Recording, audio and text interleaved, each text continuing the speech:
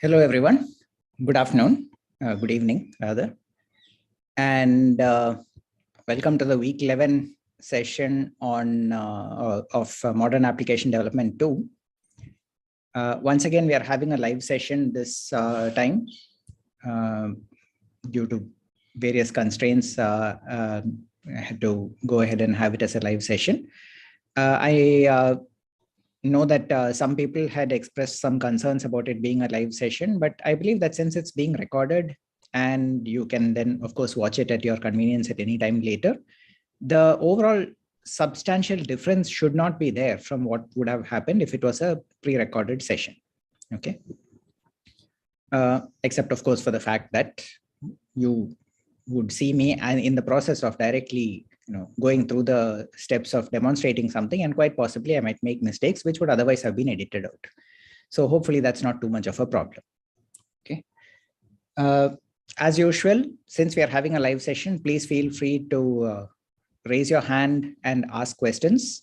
I would request Abhishek or one of the other co-hosts to just alert me in case I miss out when somebody has raised a question. Otherwise, of course, once we are done with the primary topic, we would have time for questions. So there should not be a problem with that. Sure, sir. Yeah, thanks. Okay, so let's move on. The main topic that I'm considering over here is what I'm broadly classifying as performance. Okay.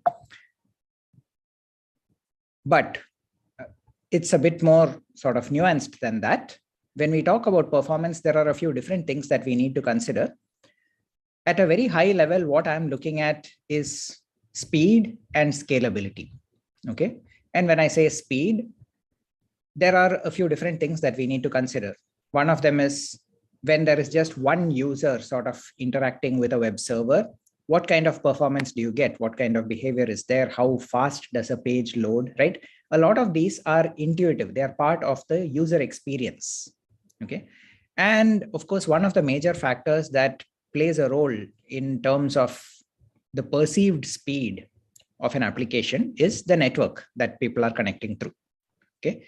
Nowadays, we are more or less, we take it for granted that people have at least 4G connections, right?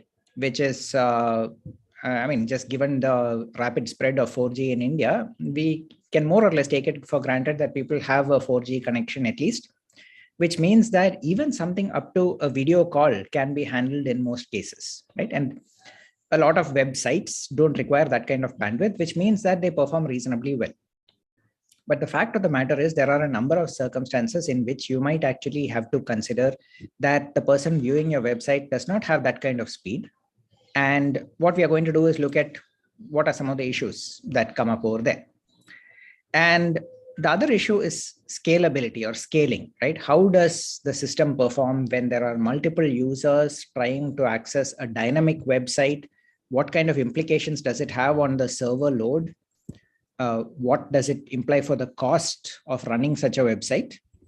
And as part of this, and in some way related to both of these topics, is the third topic that I will be considering today, which is basically related to the idea of caching. Okay, so essentially I'll be talking about speed. How do we measure it? How do we improve it? A little bit about scalability, but that will be more of a high level description because it's difficult to sort of give good examples on the fly. But there is one aspect of scalability that can directly be addressed, and I will be talking about that in more detail, which is caching. Okay, so let's get on to the first topic, speed.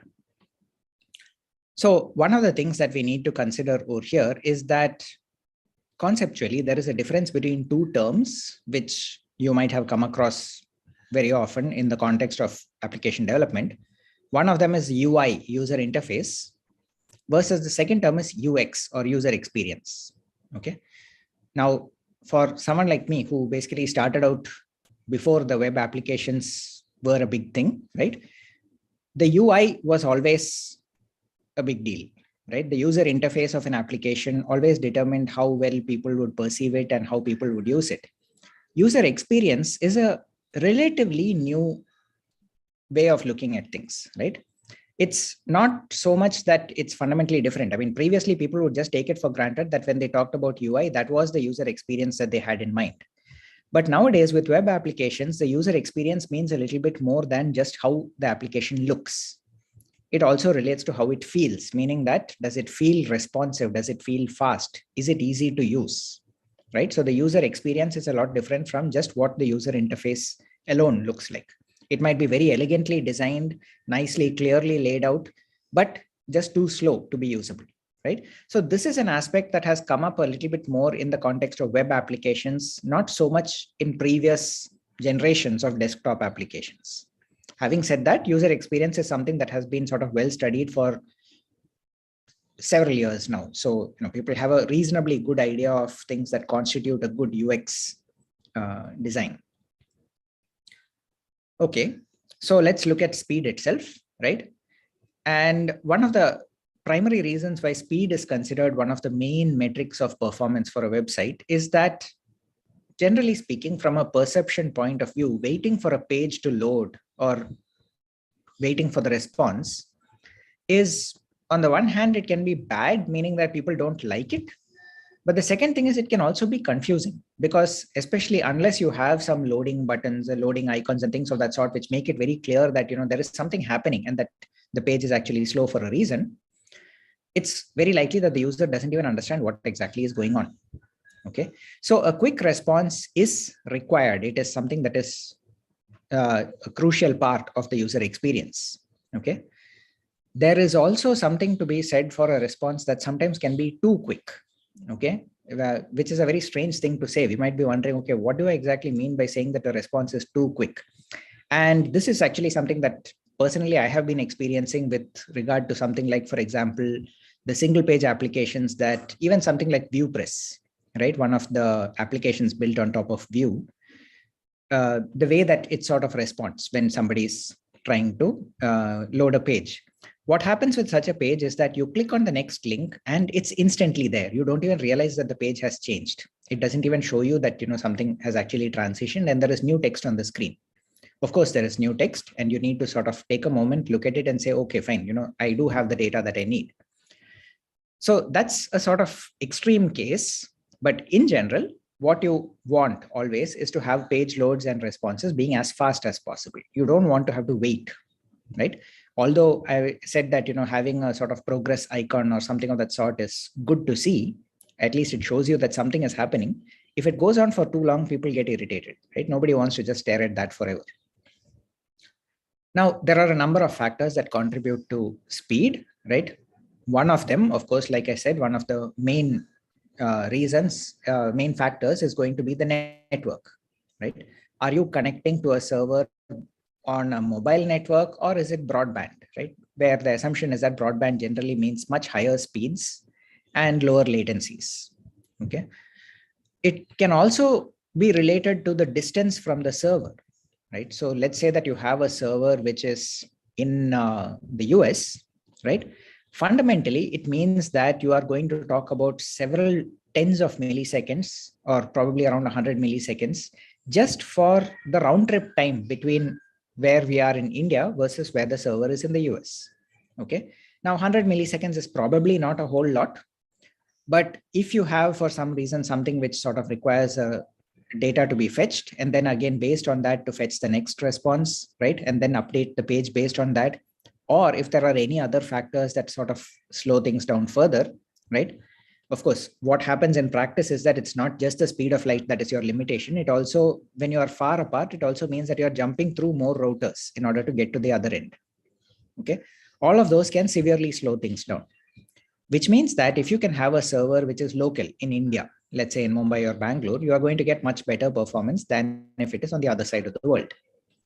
And of course, there is one more factor, which is congestion, right? This is again something that you probably have noticed, especially when you're trying to watch a cricket match or something like that. You find that, the same network link that was able to, that on which you were able to download nice videos and watch them comfortably, is now just breaking apart and is not able to get you any data from the server in order to get the results for a cricket match. Why is that? Simply too much traffic. Okay, so you effectively have the network equivalent of a traffic jam. Now, all of that is physical factors, which to some extent are outside the control of both the client, that is the user, and to some extent of the server, right? Unless, of course, I do things like going and positioning copies of my server in different places and so on. But there are certain other things, such as, for example, how many requests do I need to make to the server in order to display one page, right? What is the size of the responses, right? How much data do I need to download from the server in order to show one page, right? All of these are things that are in my control as a app developer, okay? There are also certain other aspects, such as, for example, HTTP 1 versus HTTP 2, right? 1.0, of course, is almost not used at this point, but 1.1 is on several websites. HTTP 2 has some additional facilities in the protocol itself, right? The main things being things like, for example, how you can pipeline a number of requests. And what I mean by pipelining requests is it allows you to actually create one connection from the client to the server and send a number of requests down the pipe at one shot. Okay, and sort of collect the responses for all of those and start getting the data back. Right? You can essentially create a connection and keep it alive. And various other kinds of optimizations like this can also be applied. And of course, there is one other thing which has been supported from a fairly early stage of the HTTP protocol, which is that it allows servers to actually compress the data which is being sent out over the network before sending it, and in such a way that you could actually sort of finally decompress on the client. Okay.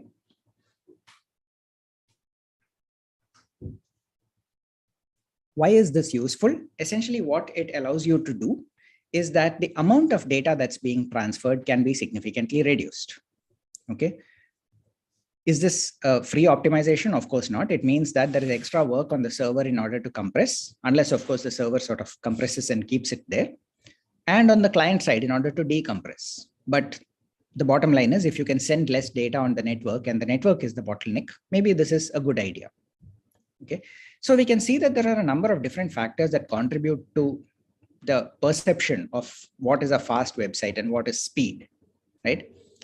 But in order to do something about it, what kind of tools do we have available to us? Okay. And there is this interesting quote that you might have come across in a number of places. Yeah, there is a raised hand. Gokul Krishnan, yes. Yes, so how do we compress the data which we are sending? Compression is something which is actually built into the web server itself.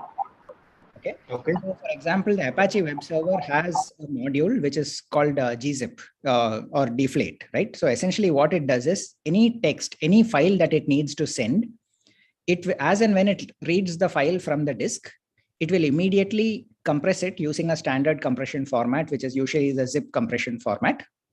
And it will also sort of negotiate with the client. So it makes sure that the browser, which is accepting, which is asking for the page, is able to accept compressed data. So how does the server make sure that the browser can accept it? All that is sort of a transaction which is performed through the headers, right? So when I make a connection to a server from my client, that is from my browser, right? My browser, which is Mozilla or Chrome or whatever it is, as part of the request, it will also say that it can accept gzip encoding of data. Okay, so if that is the case, then the server, as soon as it sees that the client can accept a gzip encoding, what it will do is either it might have already gzipped the data and kept it somewhere on the file system, or it will read the file, immediately compress it and send it back. Okay. So this is usually something which is enabled at the server level itself directly. But doesn't compression take time? Absolutely. I mean, that's why I said extra load on server, right? It is extra load on the server. That's why I said it's not something that comes for free. But the point is, compression is something that is done completely in the memory of the server, right? And it means that if the server is not heavily loaded, but the network is the bottleneck, right? Let's say that I had only like a 1 megabit per second connection to the outside world, right?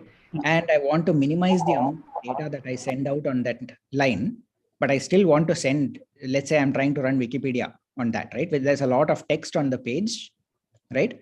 But I have a poor network connection. then even though my server takes some extra load to compress the page, it means that I will be able to accept more requests. Okay, sir, got it. Yeah. Right. So yes, absolutely. It is a trade-off, right? So Yes. most of these things that we have over here end up being engineering trade-offs, right? And it's not that anything comes for free. You have to decide whether compression is a good idea or not for your application. Okay, sir. Yeah, thank you. So the next, once we sort of know what are the factors that contribute to the speed, the question that we can ask is, what kind of tools do we have that will help us to sort of identify the problems and do something about it? Okay. And there is this one quote that you might have come across somewhere along the line while reading various articles, which essentially goes along the lines of, you can't optimize what you can't measure. Okay. There are many variants of this. The exact wording is not exactly fixed. And it turns out that the source of this quotation is also not very clear, right? And it's been attributed to Peter Drucker, who is considered a management guru, right? I mean, essentially somebody who had a lot of very interesting, useful insights on how to manage large projects and so on. There is another place where it is attributed to someone named Edward Deming, who's also another person in management. So in other words, you can sort of imagine that this comes more from the point of view of a person who's trying to manage a large project, right? And they're saying, okay, look, we have a large project. There are lots of things that need to be done. There are deadlines that need to be met. How do we sort of optimize the execution of this project? And that is the context in which the statement is made. Unless you can measure what is slow or what is taking up time or what is taking up cost, right? You can't optimize it. You can't do something about it. Now, the interesting thing is, on both the websites of Peter Drucker and Edward Deming and few other places, they have explicitly denied that those particular people made this statement. And in fact, they have said they sort of made more or less the opposite statement, right? Essentially saying that you can't say that you can, essentially there might be things that you can't measure, but you still need to do something about it. Okay, that was what the original statement was supposed to be.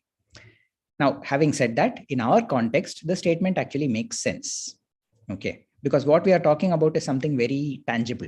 We are trying to improve the speed or perceived speed of an application. Okay, and when we say speed, automatically it means that there is a specific implication. How long does something take? How much time does it take? Okay, and if I look at it from that point of view, unless I can measure and say that it actually takes some X amount of time, I really can't do anything about it. Okay, so that is the context in which I'm saying you can't optimize what you can't measure. Okay, so then comes the question, how do we measure performance of a website? Okay, and pretty much any time that you think about it, of course, one would be subjective, right? You could go around conducting surveys. You could ask people, is this a good website? What do you like or dislike about this website, right? Could it be faster? Are there parts that you think should be made better, and so on? That's difficult to do, right? Getting a large enough sample is hard, and it is also highly subjective. But that's okay, because after all, the whole idea of performance is also slightly subjective to start with. The alternative is to say that I will try and automate this process, right? By doing some kind of controlled access to all the elements of an application or a web page and measure. Okay, what exactly am I going to measure? I'm going to measure exactly how long it takes for all the elements of the web page to be loaded and displayed. Okay, and the way that we do this is that one of the most popular tools present for this is something called Lighthouse. Okay, it was developed by Google, right? Part of Chrome development suite. And sorry, is there a question? There's some noise. Okay, so Lighthouse is quite a popular tool. It is built into Google Chrome, right? Which makes it very easy for anyone to use. And of course, what it does is precisely what is stated above that: controlled and measured access to all the elements of a website, right? And finally, what people have done is that they take these numbers that come out of Lighthouse and they also give you some kind of weighted average scores. Okay, so how does Lighthouse work, right? And this picture is, Lighthouse itself is open source, right? It's part of Google Chrome, which means that its entire source code is available on GitHub. And as part of that, they have some documentation of the architecture of Lighthouse. How is Lighthouse itself implemented? It is written in JavaScript. Okay. There are, of course, it's not the typical JavaScript that is the user-facing front-end JavaScript. This is more JavaScript being used as a programming language, as a systems programming language, right? In order to actually execute network requests, measurements, and so on. Okay. So as you can see over here, broadly speaking, it has this flow, right? From the bottom left up through the top to the right and then down. Okay. So on the bottom left, what do we have? Essentially, what we are saying is this is where the user will start interacting with it. This tab is where a person would actually try to load a page. Okay. And in order to conduct a Lighthouse survey, you need to sort of run it under the dev tools model. Okay. That is, the development tools must be activated. When this is happening, it does a lot of things. It emulates certain browsers, it emulates network conditions and various other things, right? And then it starts gathering data.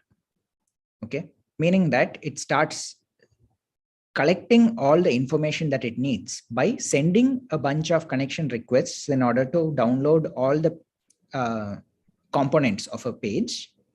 And while doing so, it actually gathers a lot of useful information, including how long it took for each page, each part of the page, each request to be answered, and also how long it took for the browser itself to actually render the page. Okay. After that, it goes through an auditing stage where it essentially goes and looks and compares these numbers that it has gathered from here against various kinds of conditions that are known to be sort of good conditions or to be working well. Okay. It does that. It finally computes a score and comes out with something which is called the Lighthouse report. Okay. So what we'll do is we'll look at a couple of examples of this moving forward, but this is the broad architecture of Lighthouse. It runs within your Chrome browser. It connects using some part of Chrome, which they call the DevTools protocol, right? Which in turn sets up a bunch of connections in order to download all the parts of a page, gathers all the information such as timing and so on, compares it against known quantities, and generates a report for you. Okay. So like I said, what it does is it loads the page and all resources. You can also ask it to operate in a mode where all caches are flushed out and it loads the page from scratch. It measures the time, in some cases also the amount of memory required and so on, emulates bottlenecks such as different network conditions, right? Are you on a broadband connection, 4G connection, 3G connection, 2G, right? All of those can be modeled and emulated in this, right? And interestingly enough, if you look at the Lighthouse page, they point to one of their sub projects, which actually goes into a lot of detail on how to make this emulation of the network more realistic. Okay, that in itself is a separate project. It can also emulate different kinds of devices, right? What is the mobile device versus the desktop device and so on. And finally, compute some kind of a weighted average score, okay, which is based on a number of sort of broad areas, of which right now we are most interested in performance. Okay. So what does Lighthouse consider to be the main performance metrics? Okay. And if you look at this web page, web.dev, right, performance scoring, this actually goes into a lot of detail on how Lighthouse works. Okay. In particular, there are a few of these metrics, right? These 6 metrics are the ones that are primarily used in order to decide what the performance score of a page is. Right? One of them is called the first contentful paint. Okay. What does first contentful paint mean? It means that from the time that you type in a URL or you click on a link, how long does it take before something related to that link gets displayed on the screen? Okay. In other words, sometimes what happens is if you're clicking on a link, you might find that, it hasn't left the page from which you clicked, right? It's taking time. Or if you open a new tab or new window and type in a URL, you'll find that it's just sort of sitting there waiting. Okay. And after a certain amount of time, something starts getting displayed on the screen. That is the first contentful paint. Now, previously, they also used to talk about something called the first meaningful paint, which said, okay, look, this is actually starting to make sense, meaning that this is the content that I'm actually looking for, that I can read. Okay. The problem is, first meaningful paint is easy for a person who's looking at the website to be able to tell you, okay, is this meaningful or not? But for an automated process like Lighthouse, it is a bit harder to get this right. Okay. So instead, what they went for is what they call the largest contentful paint, meaning that at some point, I can say that out of the page that's being rendered, maybe 80% of the area or something of that sort has been properly rendered at this point, has been displayed. Okay. So what is it that at some point they put a threshold and say, okay, this is the largest contentful paint, and consider that to be the number that they measure instead of first meaningful paint. There is another one called the speed index, which is quite interesting in its own way, right? Effectively, what is being done over here is that the entire process of displaying a page is being recorded as a video, okay, and is being loaded and analyzed. Just one moment, I need to pause for a moment here.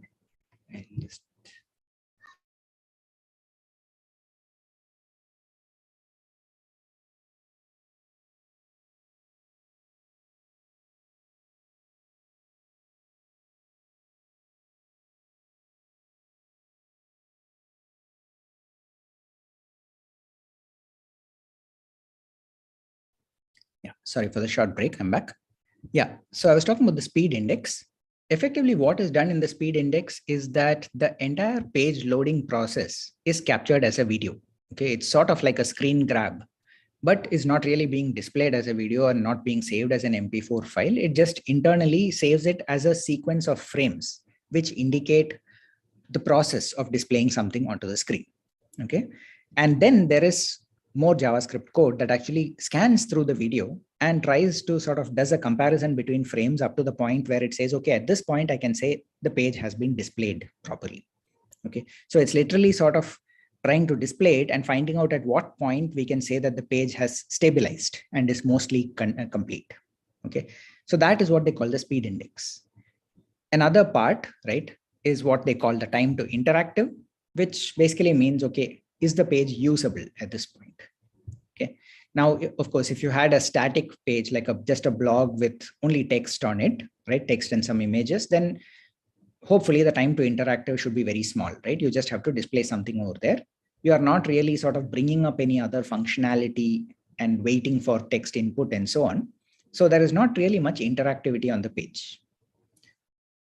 Another one of the metrics is what they call total blocking time, which is effectively, in some sense, a measure of how much time is the browser just essentially frozen, okay, and not able to respond to even something like a mouse click or text that is typed in. Usually this will be small, it will be on the order of milliseconds, but still, even hundreds of milliseconds can be problematic. It becomes noticeable to the user. And in fact, this is actually given a fairly high weightage in terms of the Lighthouse score. Okay. And finally, they have something called the cumulative layout shift. Okay, this is quite an interesting thing, which basically says that you might have noticed that a page displays and after a while it slightly readjusts, right, when you are sort of looking at the page itself. Okay, now that's effectively something called a layout shift. What it says is that what first gets rendered, what is versus what is finally rendered, differs slightly in the actual layout or the position of certain parts of the text. Okay, in most cases, this is minor and not a big deal, but there can be some places where it actually becomes problematic. You might even have come across websites where it's quite difficult to click on a button because you find that when you are, you started looking at the page, the button was in a particular position, and by the time you got to clicking on the button had moved somewhere else. Okay, so all of these are metrics which we will sort of take a look at in a little bit more detail for specific cases now. Okay, now the Lighthouse score also gives you a measure of several other parameters, right? One of them is accessibility, which primarily is sort of a measure of how well the site adheres to things like the web content accessibility guidelines. Does it provide alternate text for images and links? Is it friendly to a screen reader and so on? Okay. There are also certain things such as best practices. Are you providing images at the right resolution to be used on the screen? Are you using HTTPS, right? Do you, let's say it's a login site, do you allow people to paste text into a password field versus do they have to type it in with the virtual keyboard, right? Interestingly enough, right, forcing people to actually use a virtual keyboard is considered a bad practice. And at least that's one thing I'm quite happy that Lighthouse sort of enforces, right? There is no really good reason to prevent pasting into password fields, and it actually prevents you from using certain things such as password managers. Okay. And finally, what Lighthouse does is it also tells you something about search engine optimization. In other words, how easy is it for a search engine to understand what your page is about, right? Do you have meta information about the page? That is to say, information about that is sort of background information about the page. What is it about? How is it to be indexed? Who is it useful for? Things like that. Okay. So these are sort of less important for us, but we will just look at them anyway in the context of some of the Lighthouse scores. So this is just a snapshot, right? We'll actually go and look at some more Lighthouse scores in a little bit more detail. This just basically shows what it would look like. And interestingly enough, right, I mean, you can see that even something like the Google front page, right?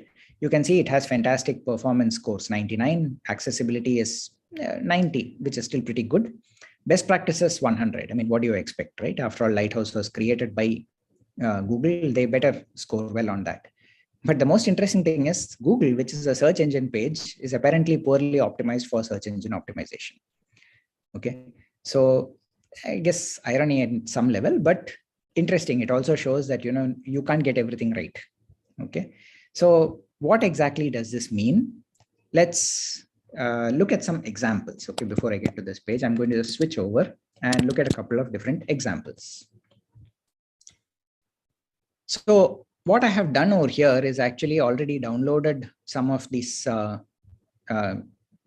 Lighthouse scores ahead of time because they do take a little bit of time to compute. Okay. What we can do is look in particular, I'll be mostly focusing on the performance aspects, right? So you have things such as the first contentful paint, which is very good, right? 0.3 seconds. That's as good as it gets. Okay. A speed index 0.6 seconds. That basically means that in less than 1 second, the page has essentially rendered completely, right? Largest contentful paint is also under 1 second. Time to interactive 0.3, meaning that as soon as, you know, the first thing it does is it basically shows that text box and you can start typing. And essentially zero blocking time. Okay. So they have managed to do it such that at no point is the page being blocked in order to run some background JavaScript. There is JavaScript on this page, right? Which if you look at the view source, you will find that there is quite a lot of JavaScript on the Google page, but none of it is blocking. And it essentially has almost no layout shift. I'll show you an example of layout shift a bit later, but the point is that the Google website by itself does not really have anything much. Okay. And the only real sort of suggestion that Lighthouse has over here is reduce unused JavaScript, right? So it says that there are several third-party resources out here, right? And in fact, you can see that it's actually downloading several hundreds of kilobytes. Okay. And you might wonder, right? I mean, after all, the Google page is as simple as it gets. All that it has is one image out there and one text box. But it turns out that once you look at all the JavaScript, there are like several hundred kilobytes of data that's being transferred even to just show that page to you. Okay. Now, why is it that Google does not care too much about this? Because most of it gets cached, and we will get to that later at some point. Okay. Now, what happened? Why did it end up getting this poor score in terms of all the things, right? Search engine optimization, right? Google, the ultimate search engine, has poor search engine optimization. And it turns out that, you know, it doesn't have some particular meta tag, okay? And it doesn't have a meta description. Now, the bottom of, the bottom line over here is, yeah, that should probably just have been added into the code over here. But maybe there was a reason why they did not really bother with it, or that, you know, they finally decided that it just wasn't required at this point. Okay.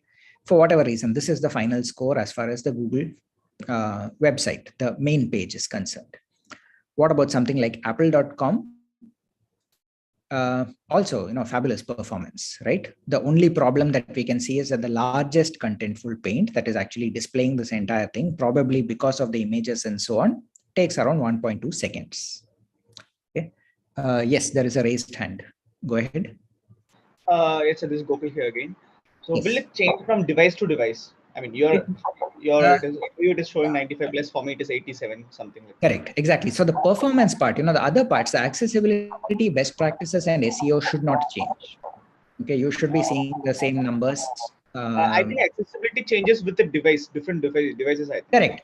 Yeah, you are right. I mean, it will also change between mobile and desktop, for example. Yes. Okay. Yes. So when depending on the device that you choose, you would end up getting a different score. That is also possible. The other thing that happens is the performance itself, right, could actually change from one run to the next. In other words, if I open apple.com right now and run it, I probably won't see the same score. Okay. And that is because I might probably be having more network congestion, or because of the fact that I'm on a Zoom call, it might affect my network performance. Various other factors start to play. Okay. Right. But yes, you are right. I mean, these things can sort of also change with time, change with device, change with where you're running the test from, and so on. Okay. So since you're already on the Chrome or some browser, can you just show me how to toggle the devices? See, as far as that is concerned, so let me see. If I go to apple.com, right? And I basically press F12 over here, it opens up, and one of these elements right at the top is where you need to go and select Lighthouse. In this case, I had already selected it. What you can do is, if you scroll down over here, you get this option of device, mobile or desktop. Okay. That's pretty much the only level of control that you get when you're running it directly from the browser. Okay. If you want more control over how Lighthouse runs, that can be done. But at that point, it would probably require you to either run it from the command line, or there are some other websites that basically can run Lighthouse for you and generate a report. Okay. Yeah. So I mean, right now, for example, if I run this, it takes a while, which is why I just went through and had already preloaded those. You can see that it goes through this thing, right?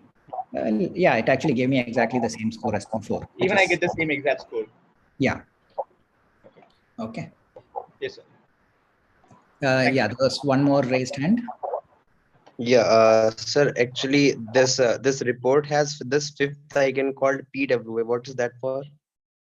Yeah. So PWA is whether or not this page is performing as a progressive web app, right? And when I hover over it, you can see that it basically says installable 0/1, which basically means that this page is not installable. Okay, it doesn't allow you to install it as an PWA, a progressive web app, right? Okay. So PWAs are things that we had talked about in one of the earlier sessions, right? And I can actually give you an example of what will qualify as a PWA. It is app.diagrams.net, right? And if I go and run Lighthouse now over here, and again in desktop mode, and when I run the generate report, app.diagrams.net is designed as a PWA. Okay, it's meant as a progressive web app. And what it will show is that for this one, it actually shows sort of a green light over there saying that yes, yeah. So you can see that there is a green tick mark showing that yes, this is a PWA. Okay. Okay. And it is installable and it is optimized for PWA. Okay. Now, it turns out that app.diagrams.net has a number of other problems, but at least the PWA part of it is satisfied. Yeah. Okay. Thanks, sir. Sure. Yes. Next question. Sir, I just had one small doubt. So suppose if we have if we open maybe 5-6 tabs simultaneously, right? At the same time, we start all of them, and we maybe, for example, audit any one tab. So will the score values and the time taken to load reflected by the Lighthouse application, will that be the same for that particular app if we just do it? Good question. I think the performance could be affected. I mean, the other things like the accessibility and so on should not be affected at all, right?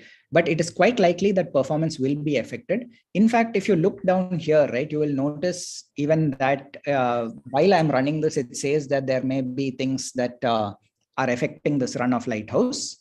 And the suggestion it gives actually is just run it in an incognito window, that is that private window. Okay. Okay. And yes, generally speaking, you should probably not be running more than one Lighthouse run at the same time. You can have multiple tabs open. Like I have a whole lot of tabs open and it doesn't affect the Lighthouse performance. But if I run multiple Lighthouse runs in parallel, that is likely to cause problems because all of them will be issuing requests at the same time. Yes, sir. And it will Yes, affect the time taken. Okay, sir. Sure. Thank you. Next question. Who else has the hand raised? Alan? No, I think that was that Alan was? Okay. Yes, yeah, that was me. Yeah. Yeah. Okay, thanks. Okay, any other questions at this point? Okay. All right, so good. Yeah, so let me just close this and get back to where we were, which is the display. Yeah, so Apple seems to be great, right? They again have like a very nice time to interactive. Largest contentful paint went a little over 1 second, but otherwise, great overall performance, right? Fantastic accessibility, best practices, etc. Once again, SEO, search engine optimization, they do not have descriptive text. It does not have a valid robots.txt, which is kind of strange, right? I mean, you would assume that the apple.com website would have taken care of those kind of things because at least robots.txt and all is sort of a standard which has been around forever. Now, yeah, having said that, that is how it is. There is an interesting page, which is the Yale website, right? Which is kind of interesting. You should go and look at this web page. Unfortunately, even though it's the web page of a school of art, right? This is what it basically looks like. Let me see if I can. Yeah. To me, this in fact comes up on a number of pages that actually say, just what a website should not look like. Okay. And it's kind of interesting that a school of art would actually have a page that looks something like this. Okay. And when you look at it, you can sort of understand that, right? The colors are jarring. It's not really well laid out. It's like difficult to navigate through. You can barely read what's written out here, right? So why would someone design a page like this? Anyway, that's how it is. But look at the score, right? It has fantastic search engine optimization. It has like 92 on best practices, 96 on accessibility, right? So it's sort of showing you that, yeah, Lighthouse, well, they've done poorly on the performance, right? Primarily because it turns out that they actually have animated content on the front page, right? Which takes a long time to sort of settle down. And basically it takes like 6 seconds, which means that the largest contentful paint, and you can see this set of snapshots over here. This is the video that I was talking about, right? It's basically building up a video and sort of seeing at what point it stabilizes. That's ultimately taking something like 10 seconds, right? And as part of that, you even have a very large blocking time, which is like 900 milliseconds of time before you can actually even interact with the page. Okay. So all of this ultimately is why the page has turned out to have a negative score. Whereas to me, it would also seem that just the page looks bad, right? And I would look at it from accessibility, best practices, and so on and wonder, okay, why would it have a score like this, right? And so all of this is fine. There's one thing that I would like to show, which is worth sort of looking at, right? So it turns out that my website, right, which I had created as some kind of a static site, just basically something which compiles Markdown into HTML files, has fantastic performance because it's static, right? But is very poor on everything else, right? So accessibility, best practices, search engine optimization is all very poor, primarily because I just sort of put one template out there and ran it through a compiler called Pandoc, which just takes Markdown and converts to HTML. Okay. But there is one interesting thing you can actually see on this website, right? So I'll just load the page over here. I don't know if you got a chance to notice it. So I will just reload the page a couple of times. Otherwise, you can just go to the page and look at it yourself, right? You might have to press a shift and reload. Right? You might have noticed that this text over here was slightly spilling out. And once the image came, that's when the text was re-laid out so that the and the parts subsequent to that, the same department, same essentially went down to the next line, right? So you can, if you sort of pay attention, you might notice that it actually was laid out across the line, and then the image came and pushed it down. That is cumulative layout shift. Okay, that essentially is telling you that there was a shift in the the layout of the page, and that happened after the page was actually initially rendered. Okay. Okay, so that's essentially what we have in terms of understanding what Google Lighthouse does, right? And it seems like a great tool, right? And it is a great tool in order to understand what you can really infer about the usability of a website and what can be done to improve it. It actually gives you very sort of pointed suggestions to improve something. But there are problems, right? So it may not reflect real usability of a page. For example, Gmail actually has a very poor performance score, right? The mail.google.com, right? And that's partly because there is a lot of JavaScript that needs to be loaded up and so on, but really it doesn't prevent you from using the thing very effectively, okay?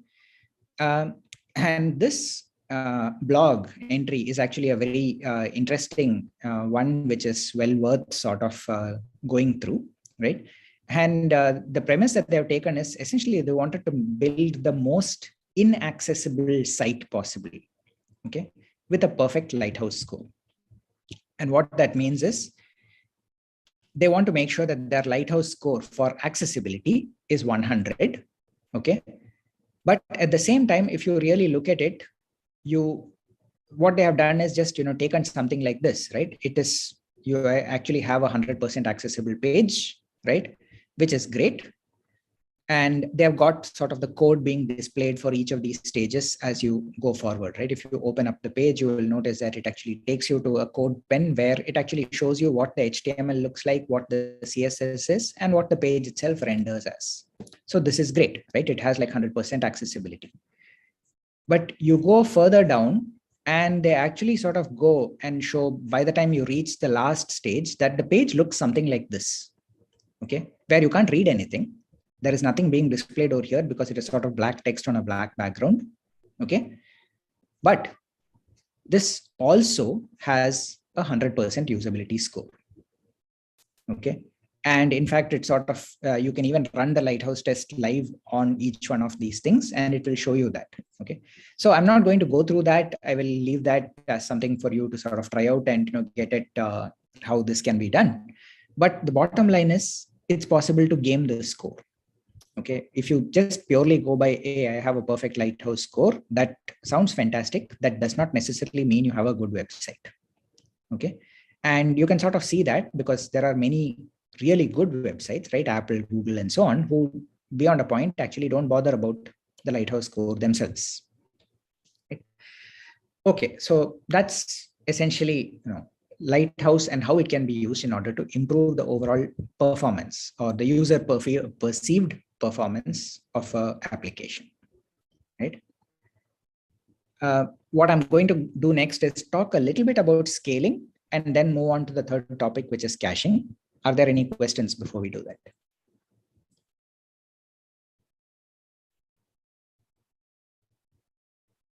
Okay. So scaling, right? So far we were talking about performance, but just purely as seen from the point of view of a single user hitting a website.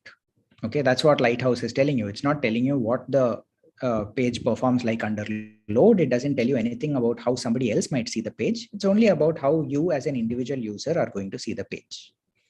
But scaling essentially talks about something else. What it's saying is, Lighthouse is sort of telling you what happens if you have a relatively static kind of page, right?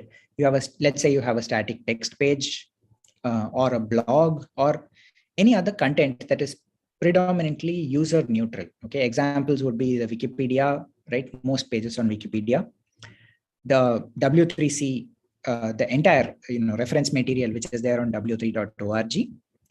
MDN, the Mozilla Developer Network, they have a lot of fantastic documentation, but if you look at it, it's mostly text content, right? It's largely static information.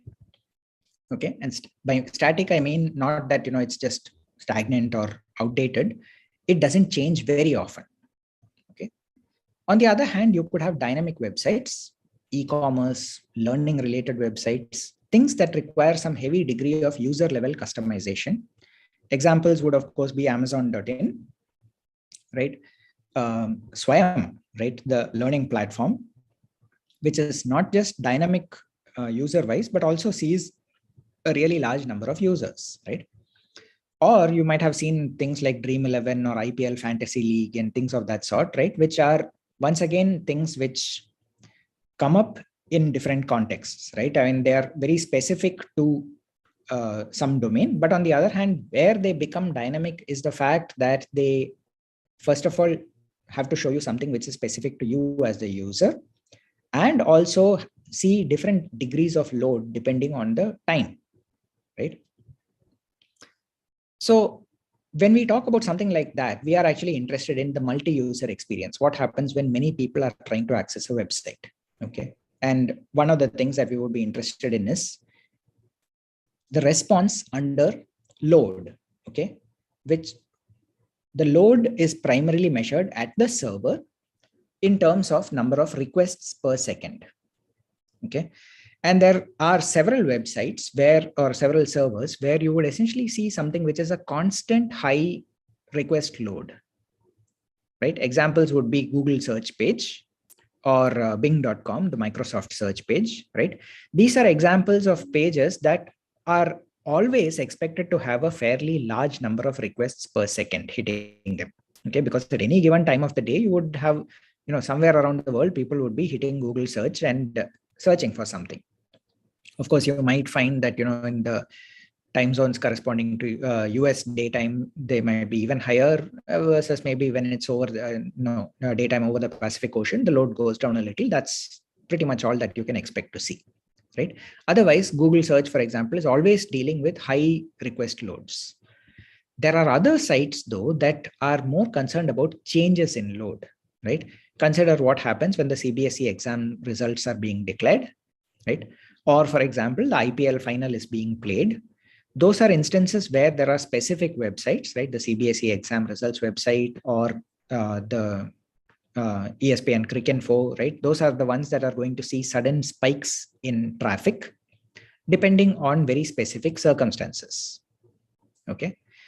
Now, even here, you might find that you can sort of predict when exactly the change in load is going to happen, right? So, for example, CBSE exam results, I know that I have, the CBSE IT managers know that they are supposed to release the results at 10 a.m. on a specific day, and therefore they can expect a huge number of hits at that time, right?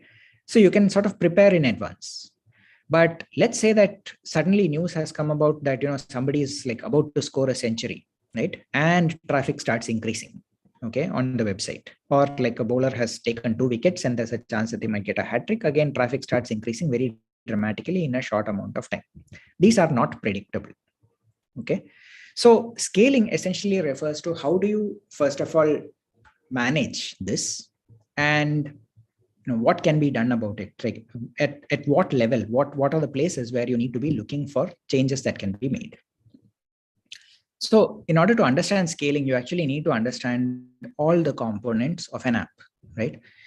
And if we think back all the way to MAD 1 and we looked at what exactly is the process by which an app is used, right? There is a server, right? And in that server itself, there are multiple sort of sub servers that we can think of. One of them is the so-called front end, to which clients connect and they receive HTML plus CSS plus JavaScript.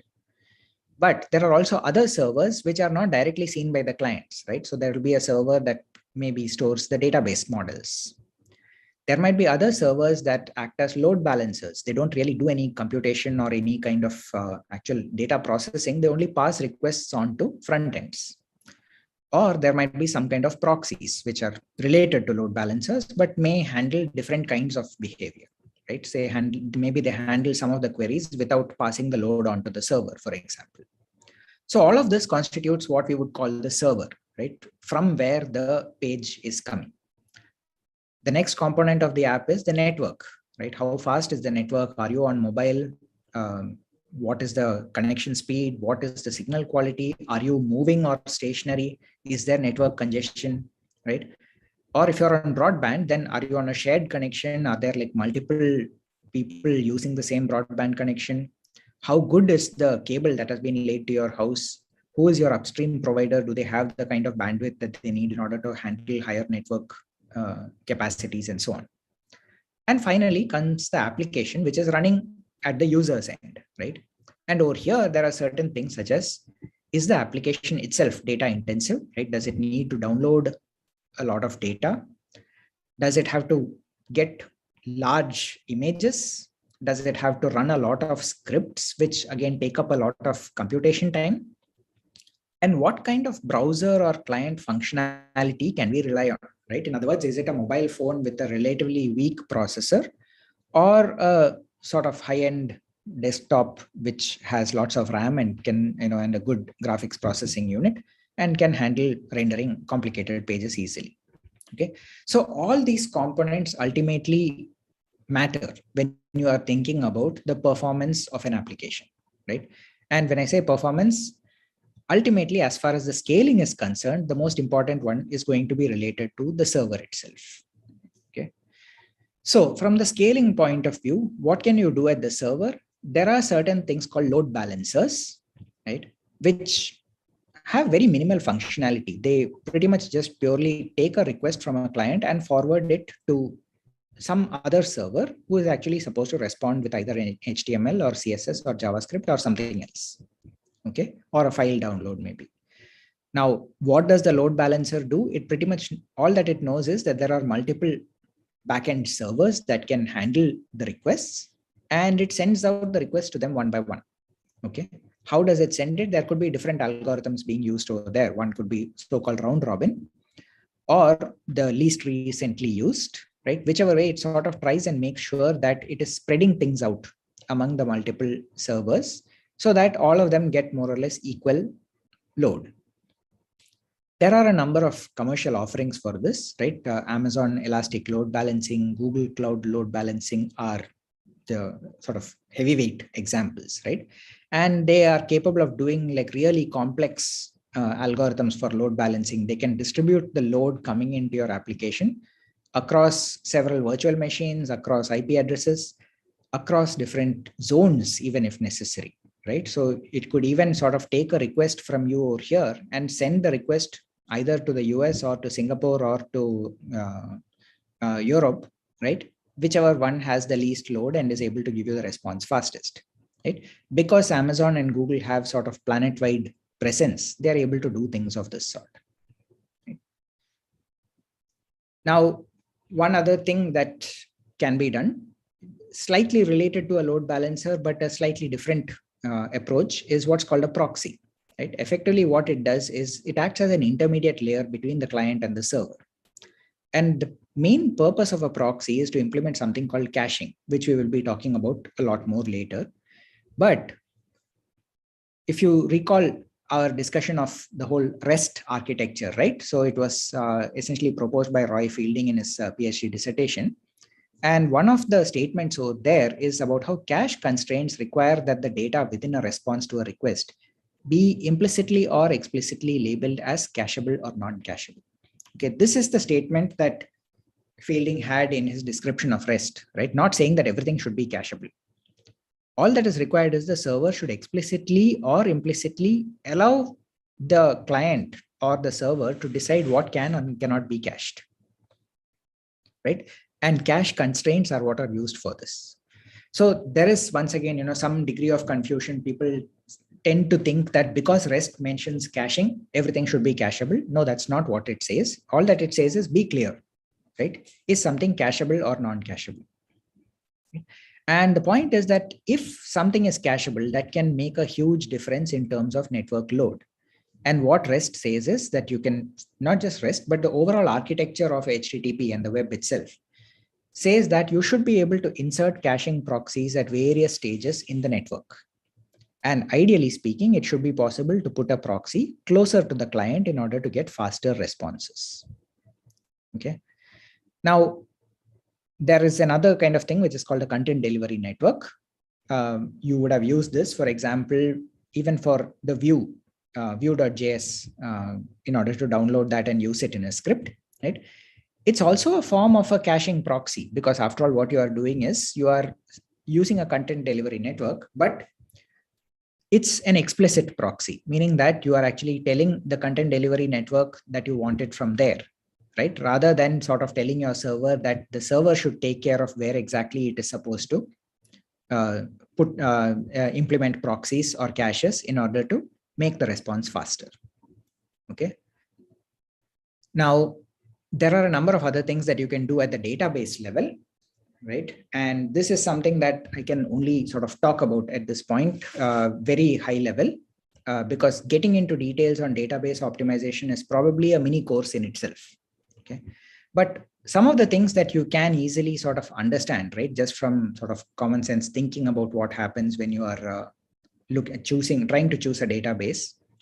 When you look at it from a scaling point of view, one of the things that you would like to know is, why do I need to scale? Because I find that one server does not have the resources, either memory or CPU or disk or whatever it is that is required in order to answer all the requests that are coming in. So let's say I have something like SQLite, right, as my database. It's sort of relatively easy to understand that it's going to be quite difficult to scale this for writing. Why? Because SQLite, the entire database sits in the RAM of one system. And if I'm trying to scale to multiple different machines, how am I going to synchronize all of them? Okay. On the other hand, if I can just increase the RAM on my system, the so-called scale up, right? If I can scale up and just increase the amount of RAM that I have on my system, SQLite might be a great option because it's fantastic for reading. Everything is sitting in memory and it's going to be like really very fast. Okay. So when you're talking about scaling up, you might find that certain kinds of databases actually perform better than others. Whereas if you're scaling out, you might find that things like MongoDB, right? Scaling out meaning that rather than trying to make one bigger and bigger server, you're trying to use n different small servers. Okay. So something like MongoDB, which can be easily what they call sharded, right, across multiple servers, might be easier to use than something like Postgres or MySQL, which has very strict conditions on the ACID conditions that need to be satisfied for the entire system to work. Okay. Like I said, this is a fairly complex area of optimization, and an advanced DB course could probably be there, which goes into this in quite a lot of detail. Having said that, it's also a moving target. It's difficult to sort of authoritatively say, oh, this is the best choice of database that you can have at any given point in time. There are optimizations that you can do in the language itself, right? So far, we have been looking at Python and Flask, right? Why? Because it's an interpreted language. It's easy to write and develop code. Similarly, JavaScript with Node.js is also relatively easy to develop the code. However, compiled languages, right? C is rarely used for the web, but it can be if necessary, right? There is Java, and of course, there is Golang these days, which is very popular actually for this kind of application. It is compiled, it has fantastic threading and asynchronous capabilities, and in general is going to be much faster than a language like Python. Okay. And things like Go routines and asynchronous programming constructs that you can use in various different languages, right, also play an important part in how you would go about designing systems. And finally, these days, this is again looking forward for those of you who are interested, it would be a good idea to sort of get a better understanding of different kinds of programming paradigms. What I mean by that is you would have come across, or you might have read something about things like functional languages, right, where there are some very specific good properties that arise as a result of using a functional programming paradigm, right, which make certain kinds of scaling and certain high performance behavior guarantees easier to make. Okay. Of course, we have also looked at declarative programming with the context of Vue in MAD2, right, which of course is also another very good model of how you can write programs. It's also partly looking at programmer productivity, but also has some implications for how the system can scale. Okay. So, like I said, all of those are different things that you can do at the level of the server. But once again, that whole question of you need to be able to monitor and measure before you can actually make improvements, right? And the problem is this is highly application and architecture specific. You can use things like server logs, right? But that's more for sort of post facto analysis. I mean, you run the logs over a long time and you collect data and you say, okay, look, I can see that on average, I'm getting like large amounts of traffic and so on. But there are also several tools that exist for almost live monitoring, right? Where you essentially they process logs in near real time and can give you insights into multiple things. Are you seeing a huge spike in traffic? Is there a security issue? Is there someone trying to bring down your application? All of those can be sort of monitored and tracked live using various kinds of tools that are available these days.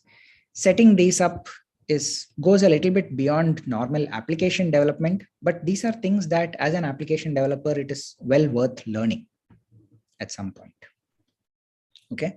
So to summarize once again, right, first measure before you optimize. Okay. Don't go around optimizing things unless you are sure that they actually are a bottleneck or will help. Okay. Choice of things like what language, programming language, what kind of database, even what kind of service provider. Is it Google or is it Amazon, or is it just, a blank bare metal provider, right? Is it software as a service, infrastructure as a service, platform as a service? What are the choices that you have? All of those can have a significant impact on the performance of your application. They may not always be completely in your control, which means that you do need to be able to adapt to requirements. Now, as a developer, the one thing that is in your control is that you can actually change, as we saw in the Lighthouse reports, right? What are things like the number of resource requests that are made? Okay. What are the payload sizes? How big are the images? Which are the videos that could perhaps have been removed or taken out of the main critical path of your application, right? In order to improve the performance. And finally, the one thing that can be done as a developer is to think about the cacheability of your system, right? Of your application. And this is essentially what we're going to talk about in a little bit more detail now. Okay. Before we get into this, if there are any questions, I can take that.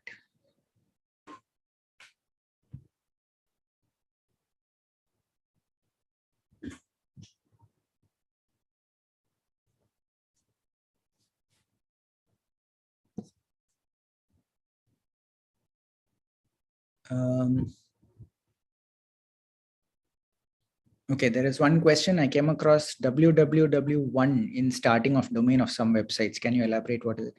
See, actually, even the www that you see over there is unnecessary. Okay, there is absolutely no requirement that a website has to start with www. Okay, in fact, you might have noticed that in recent versions of Chrome and so on, they don't even show that first part, right? The www, if it's there, is just sort of omitted, and the URL only starts from whatever comes after that. Okay. Now, that www is basically a convention, right? And what I mean by convention is people started putting it over there because according to the original design of the domain name system, right? Let's say that I have apple.com. The assumption is that apple.com is my primary domain. And under that, I have various different kinds of services. So one of the services, which at least in the early 90s would have been very popular, would have been mail.apple.com, right? Which is the one that sends and receives email to and from Apple. Similarly, at that time, there would have been an FTP. ftp.apple.com would have been how you transfer files, right? You could upload files over there for other people to download, right? Then there would have been probably maybe a DNS itself, which handles the name services for Apple internal servers, right? And then one of them would have been www, that is the World Wide Web server. Okay, so www was just a convention. It was put in there to mark that this is the web server for a site. You could have called it anything. It does not have to be www. It could have been you don't even need a name, of course, but if at all you wanted to have it, you could have had some people. So MIT, the university, for example, for a long time did not have www.mit.edu as their main website. They had web.mit.edu. Okay, this was a choice that they made. Of course, nowadays both sort of redirect to the same thing, but it was finally just a convention once again. Now, the most likely reason why you are seeing www1 is that www already existed. Somebody started developing a replacement website. They needed to give it a name. They called it www1. And unfortunately, like so many other things that we see when we are actually getting into work, right? You find that that temporary name becomes permanent because people never get around to changing it. Okay, so that's the most likely reason. There is no specific meaning for those terms otherwise, right? So yeah, unless there is a specific example, that's the best example, the best answer that I can give. All right, so let's get to the third topic, which is caching, right? And what is caching, right? The basic idea of a cache is that it is a place or maybe a hardware or a software server that can store the response to requests so that those responses can be reused for future requests. Okay. Now, caching has use in a very wide range of contexts, right? I mean, the concept of caching is, of course, like well before the whole idea of the web, right?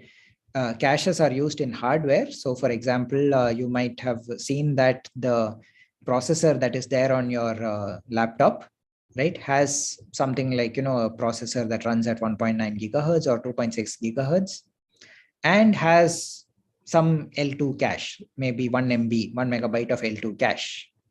Okay. So what does that 1 megabyte of L2 cache mean? It means that the processor has some local memory that it uses in order to store the working data that it's using for every single computation that it's doing, not just for displaying something on the screen or whatever, but for pretty much anything that it does. So at the hardware level, you can have a cache right down to the processor. At software levels, you could have caches for various kinds of applications. So network file systems, for example, usually have caches, right? Almost anything where there is a transfer of data based on as a response to a request would have some concept of caching, because ultimately people find that it's more efficient to cache frequently used, frequently generated responses. Okay. Now, of course, in our context, we are looking at it for web application development.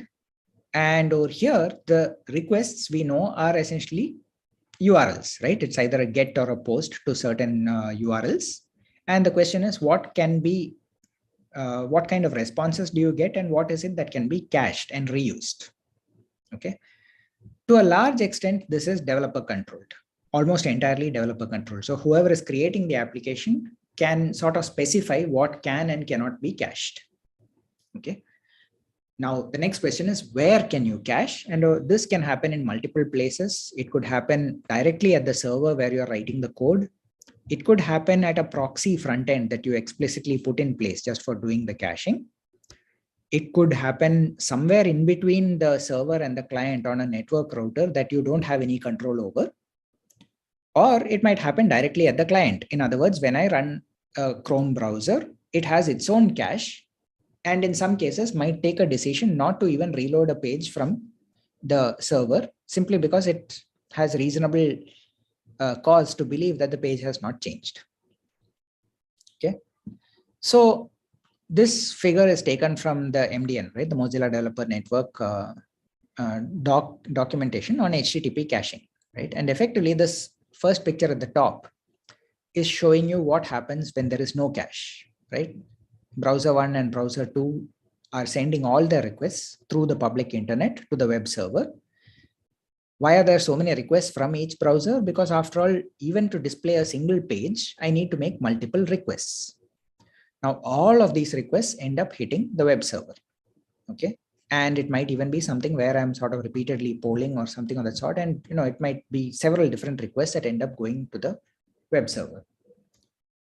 Now, look at the bottom left side. What happens over here is all of them go and hit what's called a shared cache, which is sitting somewhere in the cloud, in the network. Okay. And that shared cache sort of sends a single request or a single set of requests to the web server. Okay. And after that, all the responses come back only from that shared cache. The browser one, in other words, never makes a direct connection to the web server. It only knows how to connect to the shared cache. Now, it doesn't know that this is a cache and a web, as opposed to a web server. This is the only address that it is been given, right? In other words, it's not as though the browser is sort of asking, okay, which is the cache corresponding to apple.com? Let me go and connect over there. What happens when I try connecting to apple.com is I get the IP address of this shared cache machine. Okay, and that is where I get the response from. That shared cache in turn takes care of actually hitting the web server and pulling the HTML files from there and sending it out. Okay, so this is going to be far more efficient for the simple reason that at least this one shared cache can take care of most of the requests. Where is it efficient? It is efficient for the web server. But if you look at it from the point of view of the shared cache, it is not particularly efficient. It is still getting hit so many times, right? It's getting hit 6 times over here according to these arrows, and it has to respond to all 6 of them. Okay. The only difference is that I can now design my shared cache, that server, to be something which is very good at sending back the same response very quickly. It doesn't have to sort of look around in files or something. Maybe hopefully it has enough memory that it can just store the response in its local RAM and send it back. Okay. If that can't be done, then the shared cache is actually useless, because after all these requests, instead of hitting the web server, have hit that cache. Okay. The third option is what's called a local private cache. So here I don't really have something in the public cloud, but each browser has its own version of a cache. Okay. So what it does is it sends the first request. Okay. Now the second request and the third request are directly answered from the cache. Now you might be wondering, okay, what exactly is this? This is a very specific kind of scenario, right? Where the browser is making 3 requests to the same URL. Okay. And the interesting thing is it's not as uncommon as you might think, because every time you open a new tab, for example, right, you probably open it to the Google search page. What happens when you go to the Google search page? It pretty much has to reload whatever is the HTML and the JavaScript and everything else that is there on the Google search page. Okay. So even though you might be wondering, okay, why would a browser need to make so many requests to the web server? That's precisely the kind of scenario that we are talking about, right? That I'm either opening the same page multiple times, or I might find that there is some, let's say, jQuery or bootstrap.css or some kind of a file like that, which is being used on many different pages that I'm browsing currently. Okay. So rather than going and hitting a shared cache every time I need to load bootstrap.css, if I can cache it directly on my browser, right? That's the best scenario, because then I don't even have to go out onto the network. Okay. What are the things that we can do at the server level in order to improve support for caching, right?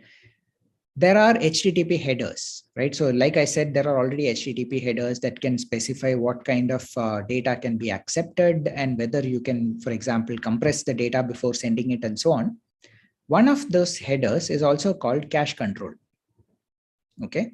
And you would normally see this as something which comes back in the response for a given request. Okay. And you might see something like cache control saying no store, which seems reasonably clear and easy to understand. It basically says, okay, look, don't store this data, don't cache it at all. But the more common one is something else called cache control no cache, which is sort of counterintuitive. If you actually see cache control no cache, what will happen at the browser is that it will actually cache the data. But what it means is that anytime before using that cached data, it should still sort of revalidate with the server whether the data has changed or not. Okay. So it's not that if I go to that particular page, it will just like, cache it and never get back to me. It will actually cache some of the information. But every time I then try reloading that page, it will just do a very small, quick check to the main server saying, has the page changed from the time that you gave it to me last? Right. And if the server can respond very quickly without having to send back the full page, just saying, no, it hasn't changed, then great. It will just give it from the local cache. Okay. There are other sort of tags and pieces of information, right? One of them is called the E tag, the entity tag header, which again can be used in order to identify whether a resource needs to be fetched again from scratch or not, from the server or not, right?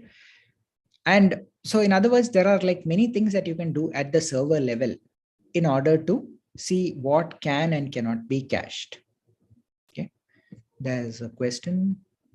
Is peer-to-peer caching concept there? Can that be useful to reduce latency? Peer-to-peer caching does not really play a role in web applications, right? Because in a web application, fundamentally, it is working on the client-server concept. It is not really peer-to-peer at all, okay? But if you have other kinds of things, like whether it's BitTorrent or various other things of that sort, which are actually peer-to-peer applications, then yes, very likely you have some form of caching. Of course, BitTorrent is an extreme case of that because you're literally sort of, you have the files on your system and you are then sharing it with someone else. Okay. But otherwise, it may not really make too much sense to have peer-to-peer caching in the context of a web application. And the reason for that is when I'm connecting to a web application, I'm never going through other peers. I'm going directly to the server, or at least to what I think is the server, which may have been some form of a proxy or a cache which is set up, but is under the developer's control for the most part. Okay. So peer-to-peer caching does not really apply in the context of web applications, but may be relevant in other cases. Now, along with the server-side support for caching, you could also have explicit revisions on resources. So you might have seen links like what we have at the bottom here, right? So this, for example, would be the link that is suggested to use if you just want to use view.js from a CDN, right? Which CDN? That is the content distribution network. This is something that is run by Cloudflare, right? And it explicitly has the revision number, right? This 3.2.31. Okay. And the nice thing about it is it means that from the point of view of Cloudflare, they just have to store the 3.2.31 version of view.js somewhere. If there was a 3.2.30, that will be stored separately in a separate folder, right? The Cloudflare CDN caches all of them. And it doesn't have to take care of which one is fresh or not. It knows that as far as 3.2.31 is concerned, this file will never change. This is version number 3.2.31 of view.js. There is never going to be any change in that, right? And anytime that anybody tries to download it, this is what it has to respond with. Now, let's say that you want to move to a newer version of view.js. It's up to the application developer to actually change their HTML so that it points to a different version of view.js. Okay. So that, in other words, is where you are taking the caching problem out of the server's hands and saying, okay, now the developer has to sort of make it explicit in the HTML code itself. Okay. So all this is how you can sort of provide some amount of server level support for caching. But there are some interesting questions, and for a long time, caching was considered bad for website popularity, right? And the reason is because it was considered that by putting a cache, you are effectively hijacking hits from the main server, right? So people would say, oh, instead of going to facebook.com, I'm actually going to some proxy server, right? Now, the result is that proxy server is actually seeing a large number of hits, but my website is not. Okay. Now, that's actually a bad way to approach the problem because you should not really need to see every single hit on your own server. I mean, you will never be able to manage really large websites if you go for that kind of counting the number of users by that mechanism. Instead, what you should probably do is that you have some specific subparts of your page, right? And examples could even include something like Google Analytics, which is basically an indirect approach, right? Which basically says that anybody who gets even the cached version of your page will still make that request to Google Analytics, which in turn updates whether or not they visited your website. So even though your server by itself has not seen more of these hits, you still track how many people are coming to your website and you get a good picture of the popularity of your site. Okay. So this notion that caching is bad for website popularity is something that used to be around quite a lot in the past, but nowadays people more or less understand that it's overall a good practice and don't try to avoid it. So with all of that in mind, from our side, what can we do? Right. So what I'm going to talk about briefly over here, and I think we'll have Tej will also be giving some video demonstrations later, is that we have this module called Flask caching, which can integrate directly with Flask. Okay. Now, the approach that they use is once again based on decorators, right? So just like we have app.root, you can also add one more decorator, which is at cache.cached. So in other words, cache over here would itself have been defined as part of your configuration information as some kind of a cache implementation. Okay. So in other words, that Flask caching module provides you with a number of different implementation options. You would have done some configuration and come up with cache as your whatever is your preferred configuration. And all that you're doing is specifying that this particular function index, which is a view corresponding to the root slash, should get cached. Okay. What is the timeout? It basically says retain it in the cache for 50 seconds. Okay. And after 50 seconds, what happens? Any further request coming in will actually come and invoke your Python code. Okay. But for 50 seconds, anything that comes in to the slash request will just be answered by the cache without even running your Python code at all. Okay. Now, pay attention to the order of these decorators, right? You are first saying that you want to cache the output of this function, right? Which is going to be a view, right? After all, the output of this function is going to be a rendered template. That is what is getting cached. And then you apply the root slash to it. Okay. So that is how Flask finally says that when a request comes in for root slash, it is going to pick up the data from the cached data and send it back to you. Okay. If you had it the other way around, then it would sort of have cached the output of the Flask thing, which is the app.root slash. Okay. What exactly would that imply? It's probably best to try it out, right? And see whether it works. But bottom line is it won't work. So it's not going to give you the results that you expect to see. So in other words, implementing caching is very straightforward, right? You just have to add one more decorator to your view. How exactly is the cache implemented? At the end of the day, a cache can be thought of as sort of very similar to a Python dictionary. Okay, there's one question. We'll take that and then move on. Will it cache in the browser? No, this has nothing to do with caching in the browser, right? So it may cache in the browser. That depends on whether or not you are specifying that it can be cached in the browser. Flask caching is explicitly related only to caching on the server side. Okay, so this is actually talking about caching on the server side, not on the client side. On the client side, you might have something else, which is actually some kind of header that you send along, right? That could be specified separately, where you specify to the client that this is the lifetime of this particular thing and that it need not, that it could cache on the client. I believe in this case, when you give this timeout, it will also send that information to the client, which means that the client could also cache it.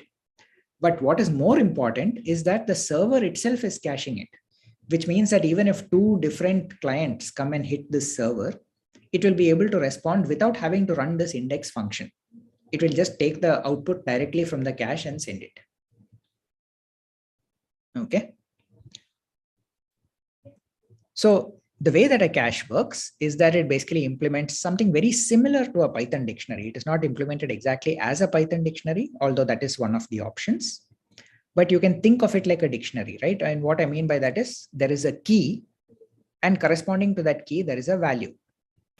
Now, in most cases, so for example, over here, what do you think the key would be? It would basically be this root. Okay, the root slash, right?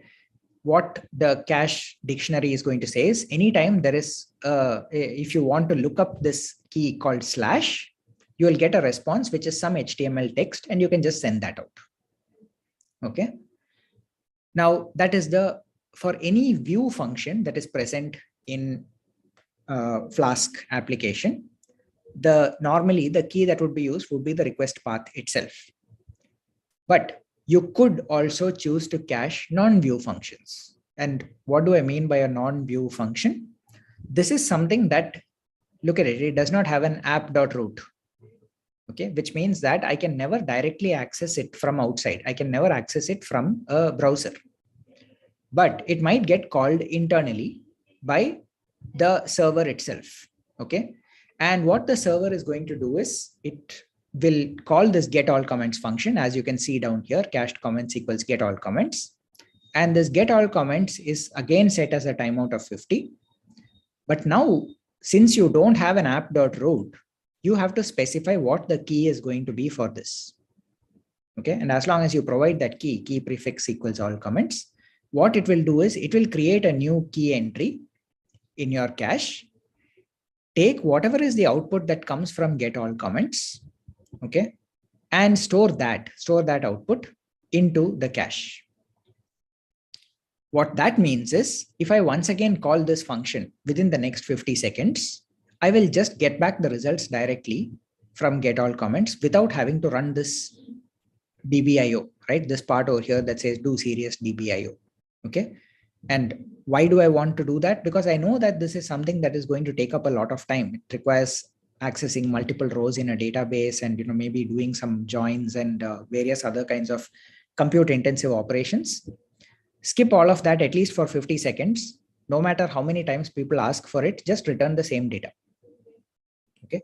So this cache decorator is actually very nice. It's basically saying that it can be used even to cache non-view functions. Okay. And in principle, you could even probably apply this to things which are not related to web applications at all, right? After all, let's say you're doing some other kind of computation, you might be able to use this in order to implement some kind of caching.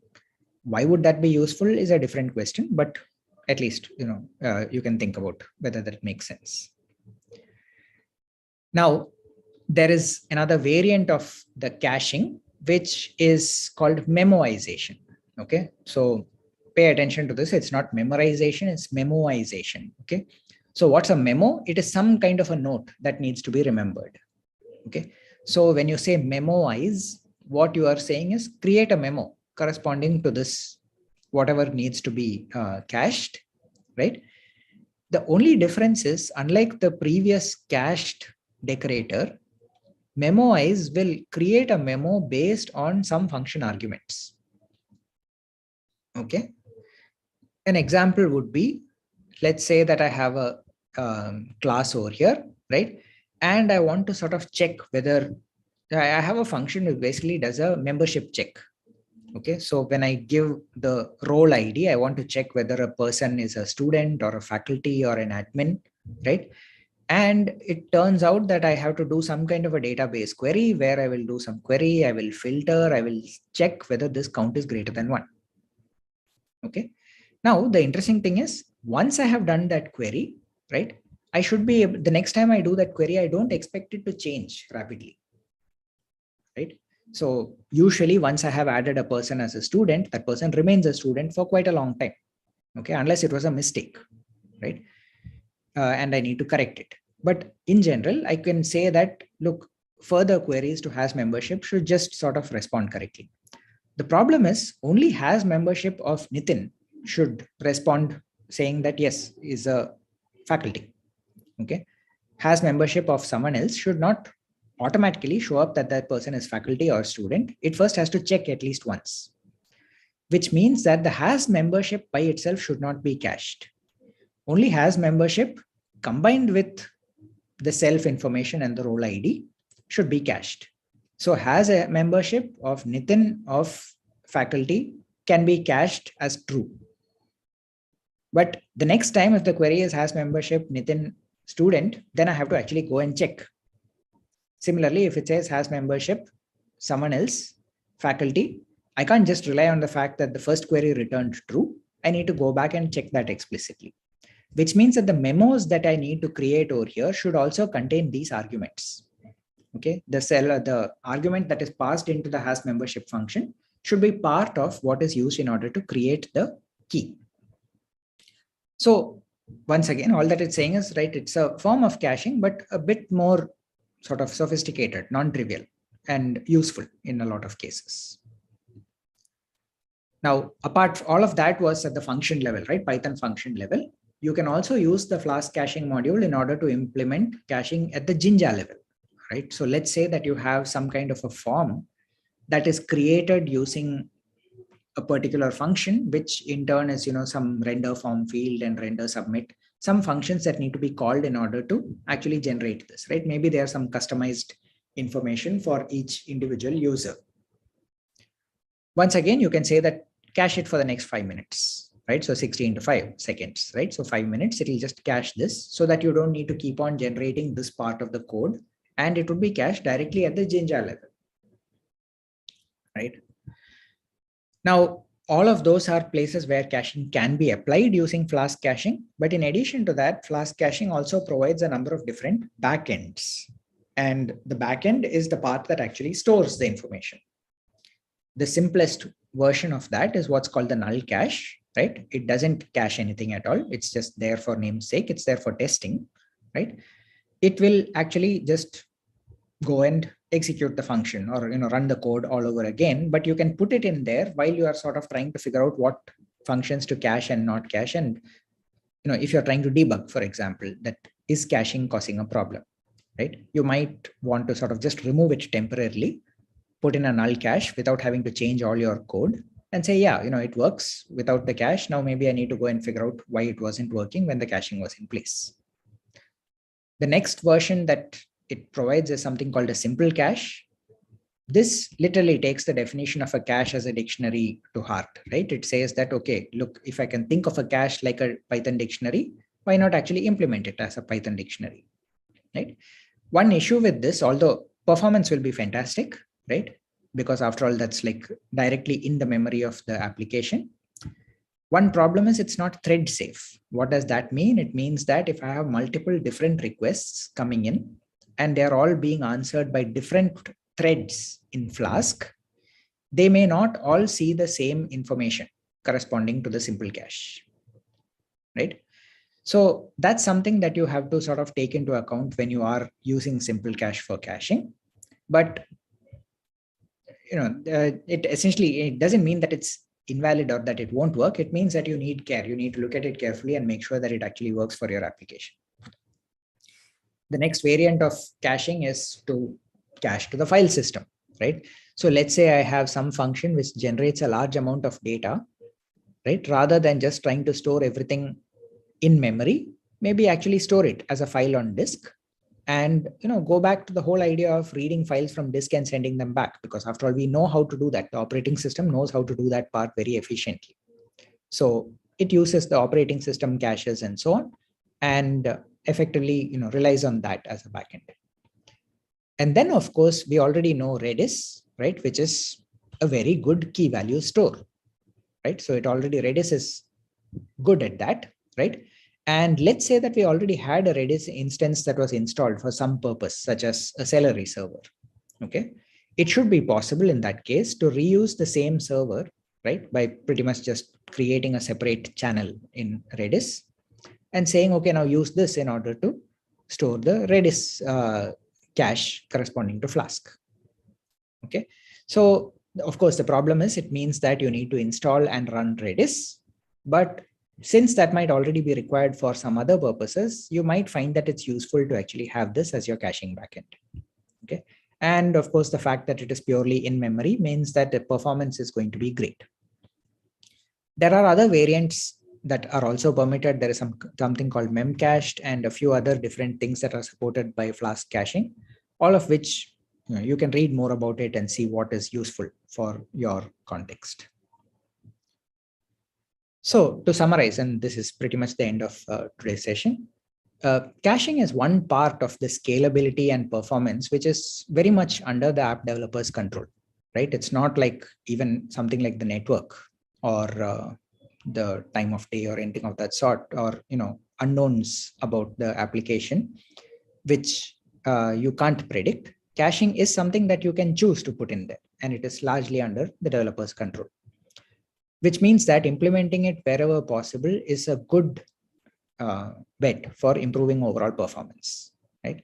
There are multiple ways in which the caching can be implemented. Some of it could be transparent, meaning that the server itself doesn't know that it's caching, versus explicit caching, where the server caches, or even the client by itself knows that it perhaps has to go and fetch a new version of a resource in order to actually get the newer versions of the application as given out by the server. Okay. The bottom line is it's extremely important for scalability of applications, right? And it is a core part of the REST architecture. This was one of the sort of founding principles of REST as a software architecture style, right? And you can sort of see why, because it was meant for creating large scale applications, and having this as one of the core principles makes it automatically sort of more friendly to scalability. And one last word over here is that in general, static content is always better in terms of cacheability than something which is dynamically generated, usually using JavaScript. Okay. So all of these are things to keep in mind when you are trying to decide how your application should be designed. Should it be a fancy front end that generates everything dynamically? Should you be using a lot of GET requests or POST requests? Remember that posts are harder to cache because you only have the URL. You don't really have the post content as part of the key, right? So there are several things that you need to keep in mind when you are looking at how you go about designing your application. In most cases, sort of keeping it simple and following sort of standard practices will give you good performance. But there might be cases where you might actually find that a proper application of these principles of caching might help to improve your performance even more. So that's basically it for this week's session. If there are any questions, we can continue.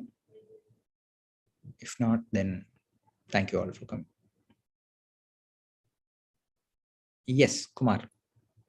Go ahead. Yes, sir. Since the theory is finished, then I have a simple question. Sure. Can I ask that? Yeah. Okay.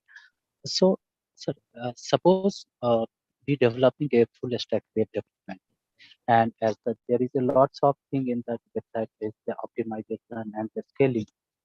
So, sorry, your voice is breaking a little. Can you just repeat that? Yeah.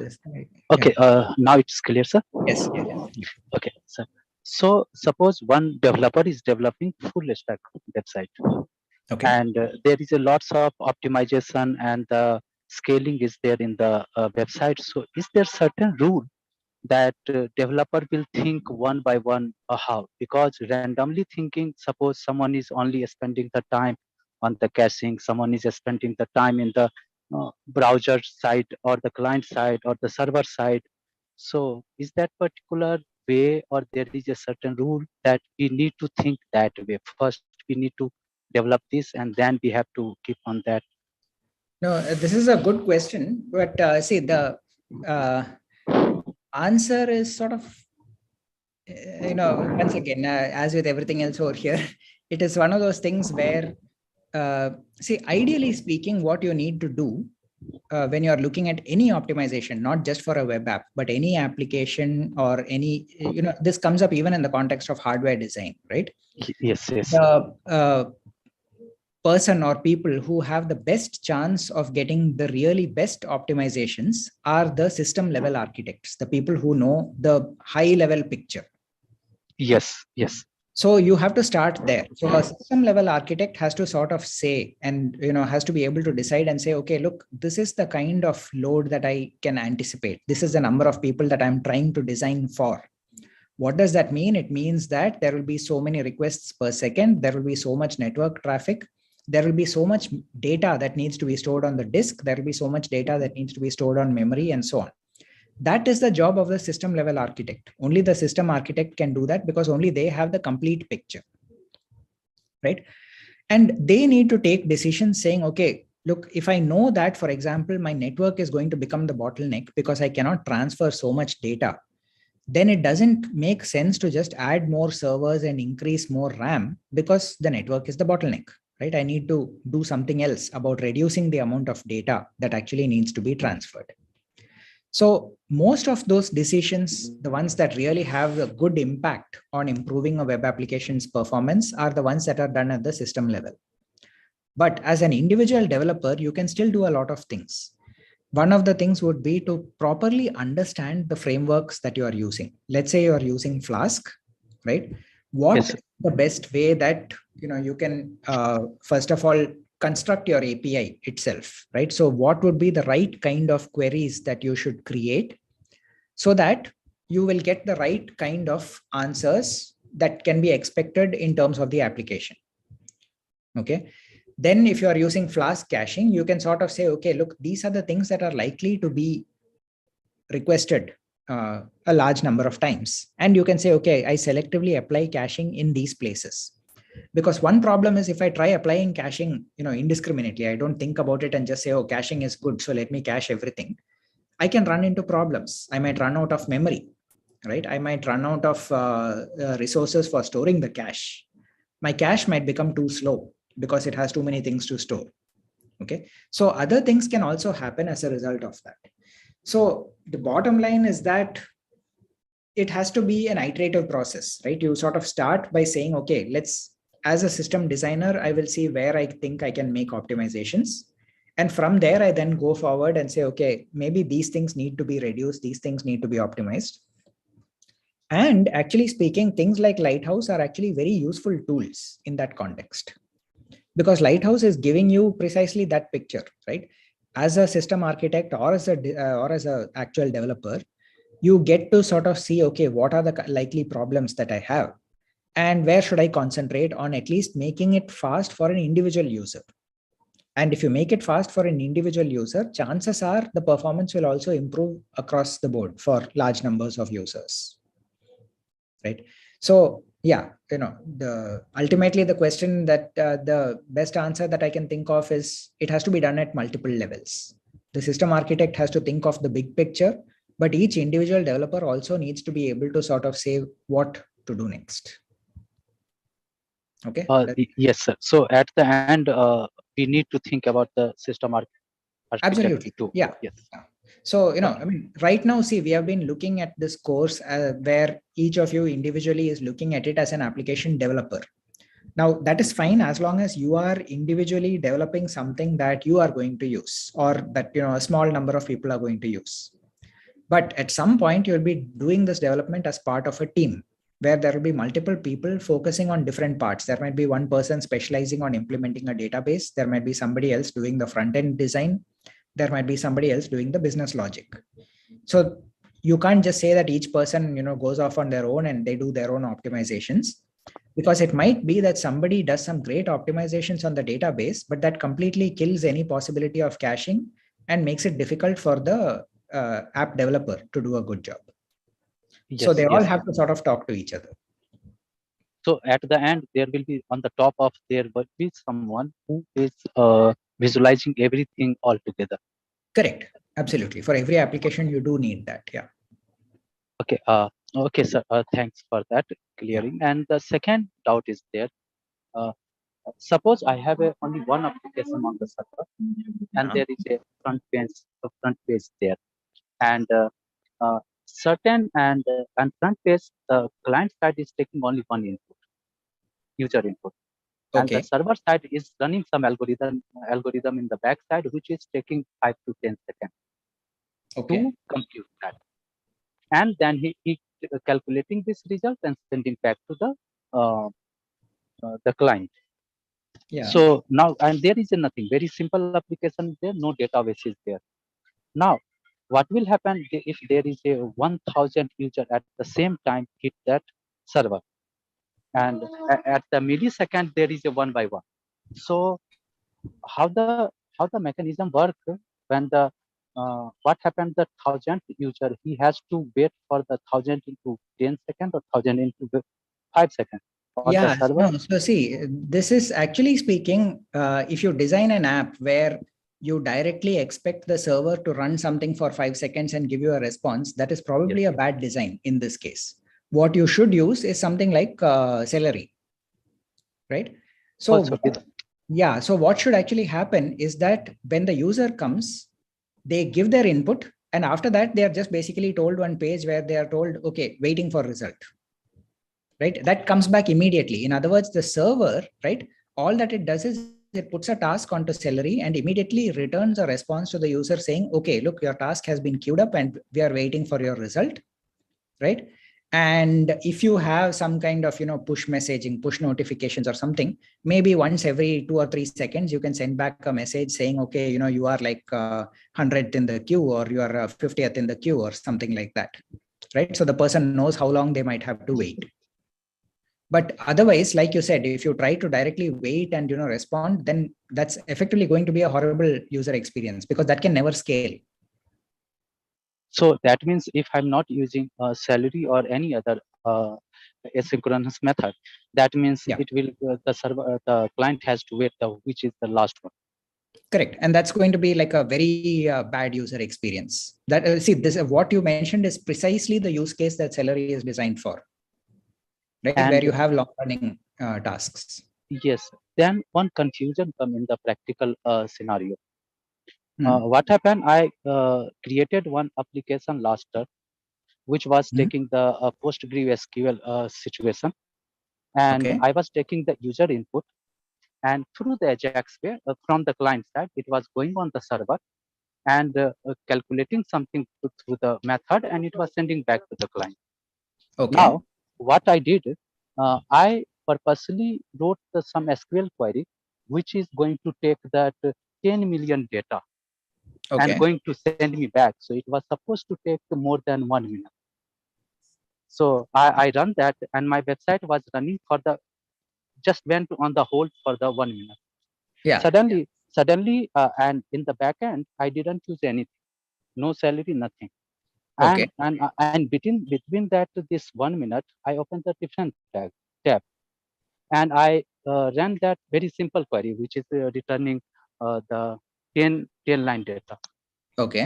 What happened that I have seen that the second tab, whatever the request sent, it's data cam result display, and the first tab, which is the it is still under processing. Yeah. So that can happen because of the threading, right? So because but I didn't do anything. No, Flask has threading by default. Even I don't say true, because that one of application you was using, and you have written that threading equal to true. But I correct. So the default is true. If you don't specify anything, then default threading value is equal to true. So if I had, even in that example, if I had not given threading equal to true, it would still have run with threading. So in fact, I had to give threading equal to false to turn off the threading. By default, Flask is threaded. Yeah. Okay. So it is the, yes, sir. So one little more question. Can I ask that? Sure. Yeah. Okay. So it is the Flask problem. But what about the database side, PostgreSQL? Because I sent that one query is in the first time, which is going to run. But he needs, and top of that, I sent the other. Then what happened to that side on the server? Because he sent me the second data first and the first data last.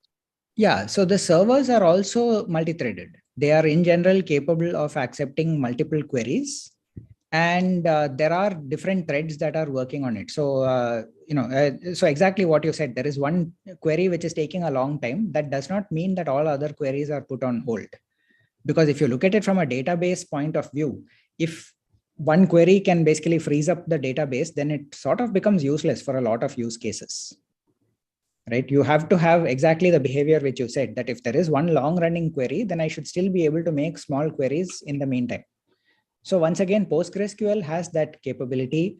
MySQL, I believe, also has that capability. SQLite, I don't know. I am not sure if it is actually thread safe. I am not quite sure of that, but the database has to be capable of handling multiple threads for what you are saying to work. Okay. Now thing is more clear, because there is a two thing happen here. On the server side, server level, the Flask threading took that everything in the account. And on the server side, PostgreSQL database itself took about everything optimization. Correct. That's why it was running efficiently. That's right. That's right. Yeah. So we can say that at the certain level of the multi-user, I don't have to think much more. The Flask web server, the Flask framework, and the server where we are running the application, and the database server. This all Correct. three So, itself is managing many things. Exactly. The framework that you choose, if it is capable of handling this by itself, then yes, you don't need to worry too much. I mean, some part of the problem is solved for you. But how well does Flask scale? That's a different story. I mean, that you might find that for some specific applications, there are better ways of scaling by doing something else rather than just threading. Okay. Yeah, thanks. Next question, Sachin. Good evening, sir. Yeah. Yes, Sachin. Sir, can we cache the API calls like the weather app you showed? Like temperature doesn't changes very frequently or Chennai or any place. So can we cache API calls also? Yeah. So in fact, if you look at the examples that I had shown for the Flask caching, right? It also had that one thing which basically I think if you go back and look at it, it had this thing. This get all comments, right? It's very likely that get all comments might be an API call. Okay, it might be used as part of an API call. In other words, there might be some API route which corresponds to get comments. Okay, and it makes sense to cache the data corresponding to this or cache the view corresponding to this. So absolutely, yeah, you can cache. It's a decision that you as a developer have to make. Is it safe? So exactly like you said, right? I mean, weather does not change very often. So I will cache it. In fact, I think if you go and look at the Open Weather Map, their documentation, I think what it says is that for free users, it in fact only gives you data which is updated once per minute or something like that. Whereas for other people, it might give you data which is more up to date once every 15 seconds or something along those lines. Right. So yeah. Okay, sir. Yeah. So one more thing, sir, are NoSQL server databases more apt to scaling than SQL?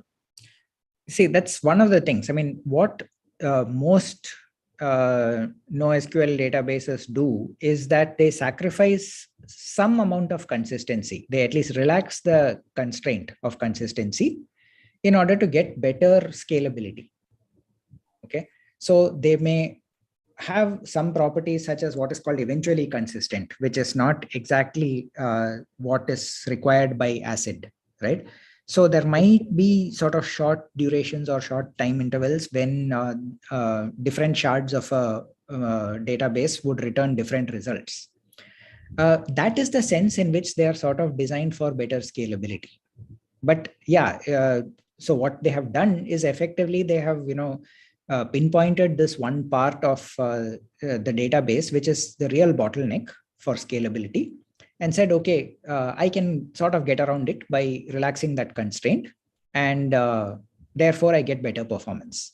So especially in the context of web applications, that's why you find that all these NoSQL things are a big deal these days. Okay, sir. Thank you. Sure. Yes, Manish.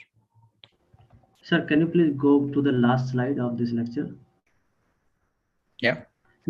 Sir, here first statement seems reasonable, but I'm unable to connect with the second statement. First statement says that we should use REST architecture for the scalability. But second statement says that we should not prefer to use JavaScript intensive. No, I did not. So the first statement, I'm not saying that you should use REST architecture. I'm just saying that cacheability is one of the core principles of the REST architecture. I'm not saying you should use REST. You might use GraphQL or you might use some other completely different architecture for your design, right? All I'm saying is if you use REST, then cacheability is one of the core principles that REST has. And therefore, from that point of view, in other words, REST itself was designed with the idea of caching in mind. That's all. I'm not saying that you should use REST architecture. Yes, sir. My question is for the purpose of scalability. Yeah. If we use REST API, suppose Yeah. if you use REST API, we need to fetch the data from the server using JavaScript. Correct. And we need to dynamically make the content in the browser. So yeah. Second statement seems to be opposite of the first statement. It is not opposite. It is just telling you that if you have a lot of dynamically generated content, you will struggle to cache. That's all. Okay. Right. I mean, it's so I'm not saying that if you use JavaScript, you cannot cache. You can still, I mean, just like I had mentioned in the case of the get all comments, right? Even the API call can be cached. That's at the server side. But even at the client side, if I have JavaScript, then I might be able to write something which on the client side itself says, okay, cache certain results. Okay. So I'm not sort of saying that I'm only saying you prefer to have static content. If you do have static content, that is very easy to cache. But if you have a lot of dynamically generated JavaScript, then JavaScript generated content, it is harder to do a good caching policy. That's all. Not that it's impossible, and not that that by itself is bad for the app, but it will become a little bit harder. So even if you are using Vue.js, for example, if let's say 90% of your page, right, was generated using JavaScript and by API calls, that's okay, provided that it's not changing all the time. You generate it once and then it remains over there, and only the remaining parts of the page are going to change. The rest of it remains unchanged. So there's no problem with that, right? Yes, sir. Okay. Yeah, that's all. I'm not sort of saying that you should use REST or that you should not use JavaScript. No. What you should remember is if you have purely static content, it is easier for the server to cache than if it is dynamically generated. That does not mean you should not use dynamically generated. Yes, so for the purpose of caching, both the statement is perfect. Yeah, yeah. Yes, sir.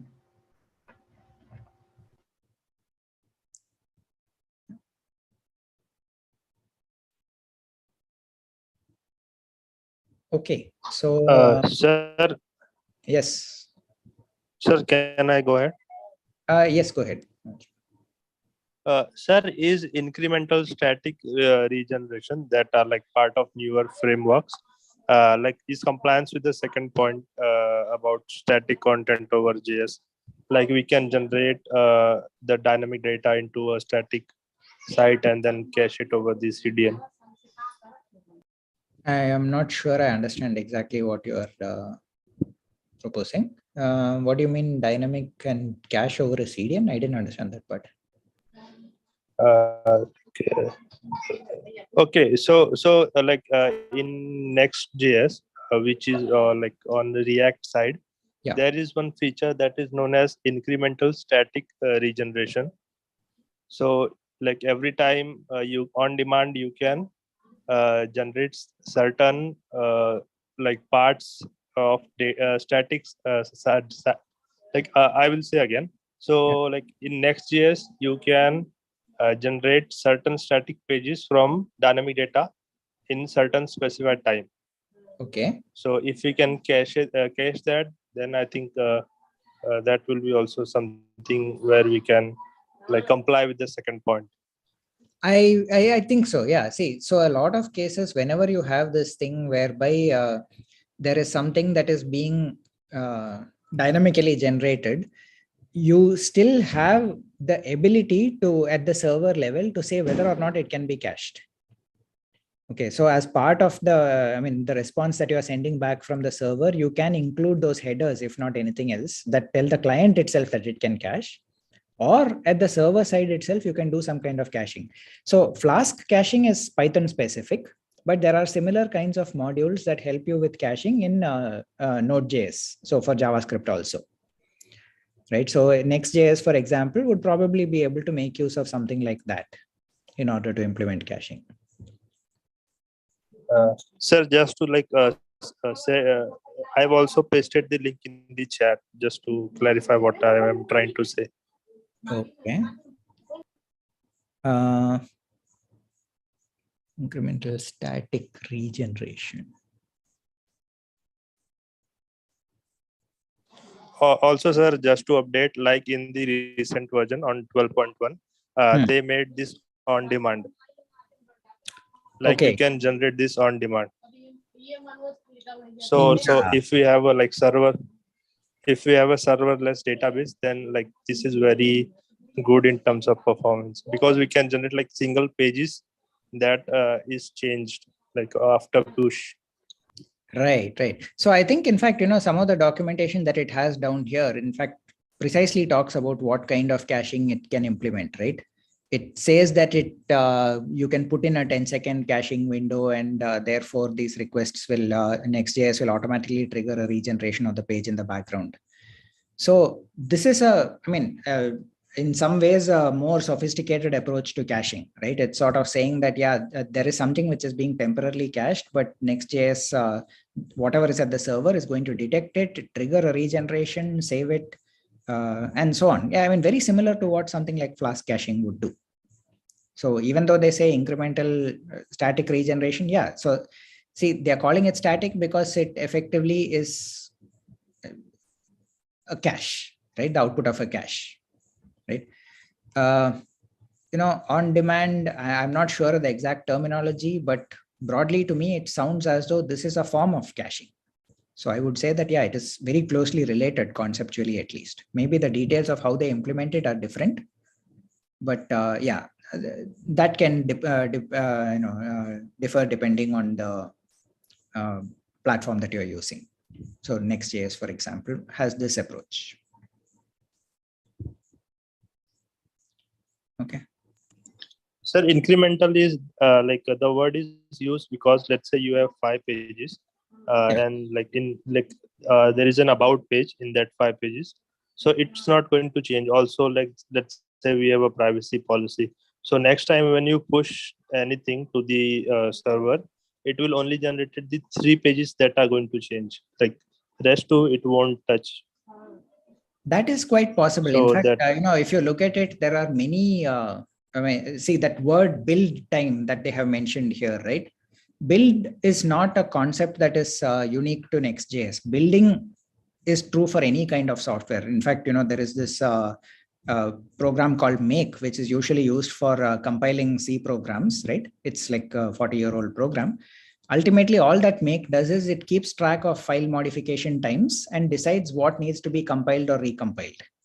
And if you think about it, what is a file modification time? It's telling you whether the .o or the compiled output is valid or not. In other words, it is looking at it like a cache, right? It's using exactly the same principle. So any kind of a build mechanism ultimately is doing something similar to a cache.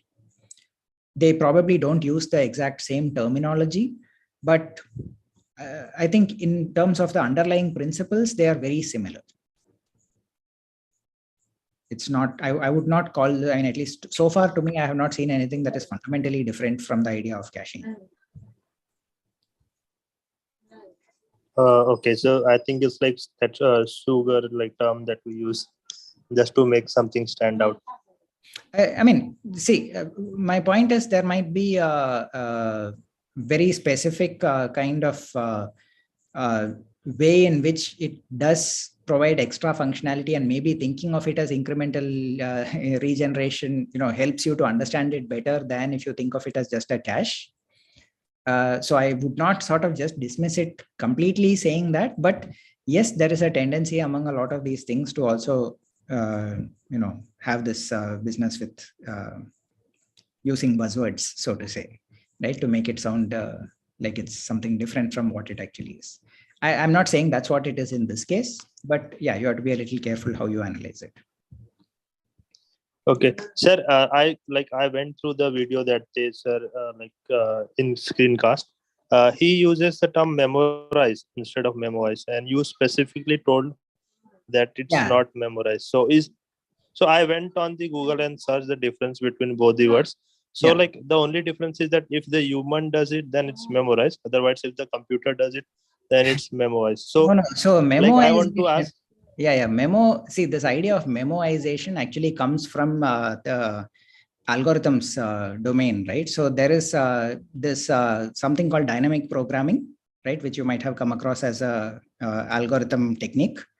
And what they do in dynamic programming is that they essentially use partially computed values, or like values that have been computed for some previous results in order to then compute future results. Okay. And one of the techniques that is used over there, that is the context in which the term memoization was sort of, at least that I have seen, first used in the computer science domain, right? And that is why I sort of made that explicit, because for a long time I was also reading it as memorization, and then afterwards I realized, okay, wait, it's memoization. Now, the point is, yes, it doesn't change the underlying meaning of what you have, right? So memoization is just what is it doing? Ultimately, it is remembering something. So if you want to think of it as memorization, then it's not wrong. It's not going to change anything fundamentally. But the reason why I specified that is because the word that is actually there in Flask caching is memoize and not memorize. So make sure that you don't type it wrong, if not anything else. So sir, we can use like I'm not like we can use it and like it won't be wrong, right? See, it's called memoize in Flask caching because they are actually implementing memoization. So, I mean, I would suggest that you use memoize as far as possible. That's it. No, I also use like Memoize only. I also asked that question in the last project session too. Yeah. So after they sir like told memorize, so I thought it may be like it's okay. So I just I'm not clarification. So from a purely technical point of view, is it the wrong term to use? I mean, the correct term is memoize. It's not memorize, right? But from a conceptual point of view, is it telling you something else? No. So memoize are essentially, they mean the same thing in this concept. It's creating a memo and saving it. That's it. Okay, sir. Yeah. And yeah, there are a bunch of posts about the deadline for the project. Abhishek, have we announced yet? Yes, sir. We'll be sending the notification in a day or two. Yeah. Okay. It's just under preparation. We'll send it as soon as possible. Yeah, please do that. I mean, I don't think we want to delay that. Yeah, sure. So there is a bit of an extension. Abhishek, do you have the details or? I guess means we'll send a notification in a day or two, clarifying all of the send. There is definitely an extension of a few days, right? Not like a month, but at least definitely a few days. And we are also trying to make it a sort of give you a little bit more detail on how the evaluation process and works, and try and break it up a little bit so that you can choose what to focus on and how to do it. But yes, there is an extension. So yeah, please, the exact details will be given out probably in a day or two. Yeah. Yes, Pooja. Good evening, sir. So just wanted to know that you have extended it like after exam, like even 2 days, 3 days, just after our end-term exam, because it's really busy. We have like overlapping exams each day. So I think you have considered that fact. It won't be possible for us to extend the deadline till the end-term exam. Maybe we can allow an extension of up to a week, but it's really just like even a day or two after end-term will also like help us to wrap up everything together. Like no, Pooja, I mean, actually, to be very frank, I mean, my experience from previous courses has been the opposite. Mm-hmm. Yeah, a lot of people invariably ask for an extension to like 2 days after the end semester, and it ends up causing more problems, because what ends up happening is that, I mean, this way you sort of have it out of the way before your end semester is.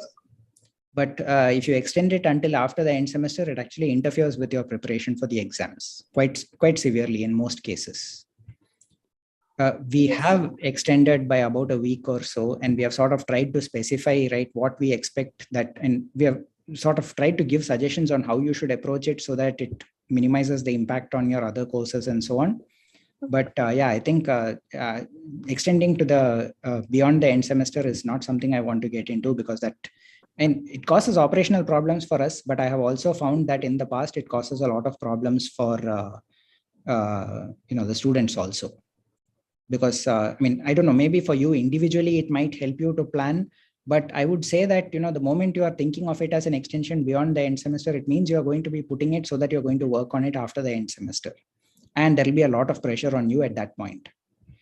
So everyone I think is already working. It's not like a day's job. No, I understand that. So what I'm saying is, if it is extended to the point where it starts getting too close to the end semester and interferes with it, it actually affects your end semester preparation. That is my experience from the past in multiple courses. So which is why we don't want to sort of get into that. So actually, I would have requested for a pre-pon, but that is not possible. But I think it would be really helpful, like if this project statement or sort of developing statement was released like after a month we were in the course. I think it could have helped us, but that is certainly not possible now. But I think in future it can help. Okay, yeah, I mean, giving us more time to. Yes, I agree. I mean, that is an important feedback. We do take that into account. We did try to release it a little bit earlier than in the case of Mad1, but I don't know. I'm not sure how much we sort of got ahead of that. Mad1, I think we had good time, but this because many topics are still ongoing. The lectures are still ongoing, so that's why that I is think true, but, it's yeah. a bit. It's not. We are not getting that handy on many things here. That's I think the issue is. No, so one of the other things is, I mean, so we have Flask caching, but essentially one of the things I'm planning is week 12 is not really going to have content that is going to directly affect you in terms of implementing or having to study for it, which means that you effectively are getting additional time, which you would normally have spent following week 12 material, right? You should be able to use that for your project. And we will try to have another live session or something during week 12, so that hopefully live session primarily, so that if there are any problems that you are running into, you can sort of work on that and get it clarified. Yes, that could help. Yeah, that's one thing. Thank you, sir. Thank you. Hello, sir. Yes. Sir, I have a question regarding export, import of the DAX and cards. Sir, yeah. If we export the DAX or cards in a CSV format, it might be possible that that CSV will not be compatible with the projects already done by other people. That is true. So yeah, we are not really looking at importing from someone else. As long as you can export and you can import your own format, that's all that we are looking at right now, because otherwise we would need to specify the format completely. We have not. So yeah. The second question is, I'm not using right now Flask security. Can I use JWT instead of Flask security? No, token-based authentication has been a core requirement for this project. Since one of the screencasts has also discussed that, so yeah, you must use token-based authentication. Yes, sir. JWT is also token-based authentication. Flask security-based. So is it mandatory to use Flask security? Yeah, that's been a core requirement. Yeah, Abhishek, I mean, maybe we can also just check this with Tej. I mean, I believe this is what his thinking was, but it might be a good idea to also bring this to him and, get his inputs on it. Sure. Yeah, I'll do that. Yeah. So we'll update you soon on this. Yes, sir. In fact, in JWT, I'm generating a token, and that token is getting sent to the server with each request, and that token gets verified along with signature. And after verification is done, we are giving any response to the browser. Right. I mean, I broadly understand the approach that you would use. I think part of the thing over there would be related to how would you sort of validate that this is actually being able to implement security without having any bugs in it, right? So that is usually where, I mean, the reason why we are saying we would prefer that you use a known library. But yeah, I think we can check with Tej and get back to you. So yeah, we'll do that. Okay, sir. Thanks. Sir, I want to add one point here about the JWT security token. Yeah. So whatever I understood, there is a two way of design the security tokenized security. One is that without JWT, one is with JWT. So whenever I come in the JWT tokenized security, then there is again three methods. One is that with the core Python by JWT. Second one is the Flask JWT, and the third one is the Flask JWT extended. So we can use any of them the JWT extension to make that, because someone is very familiar with the old one like that PyJWT, which is the core based of the core module of the Python, and Flask JWT is the outdated. So we can use that Flask JWT extended. So we can easily use that. For this part of it, I think it would be preferable that you can bring this up on discourse, right? Okay. Anyway, we'll also take it up. The reason is because for these parts, definitely Tej is the expert, right? He knows a lot more about the current state of the art than I do, and he would be better placed to answer this. So we will take it up with, sort of bring it to his notice anyway that this query is there, but I think we can respond to that separately. Okay. So I will put this my thing on the Discord. Sure. Yeah. That would help. Yeah. Okay.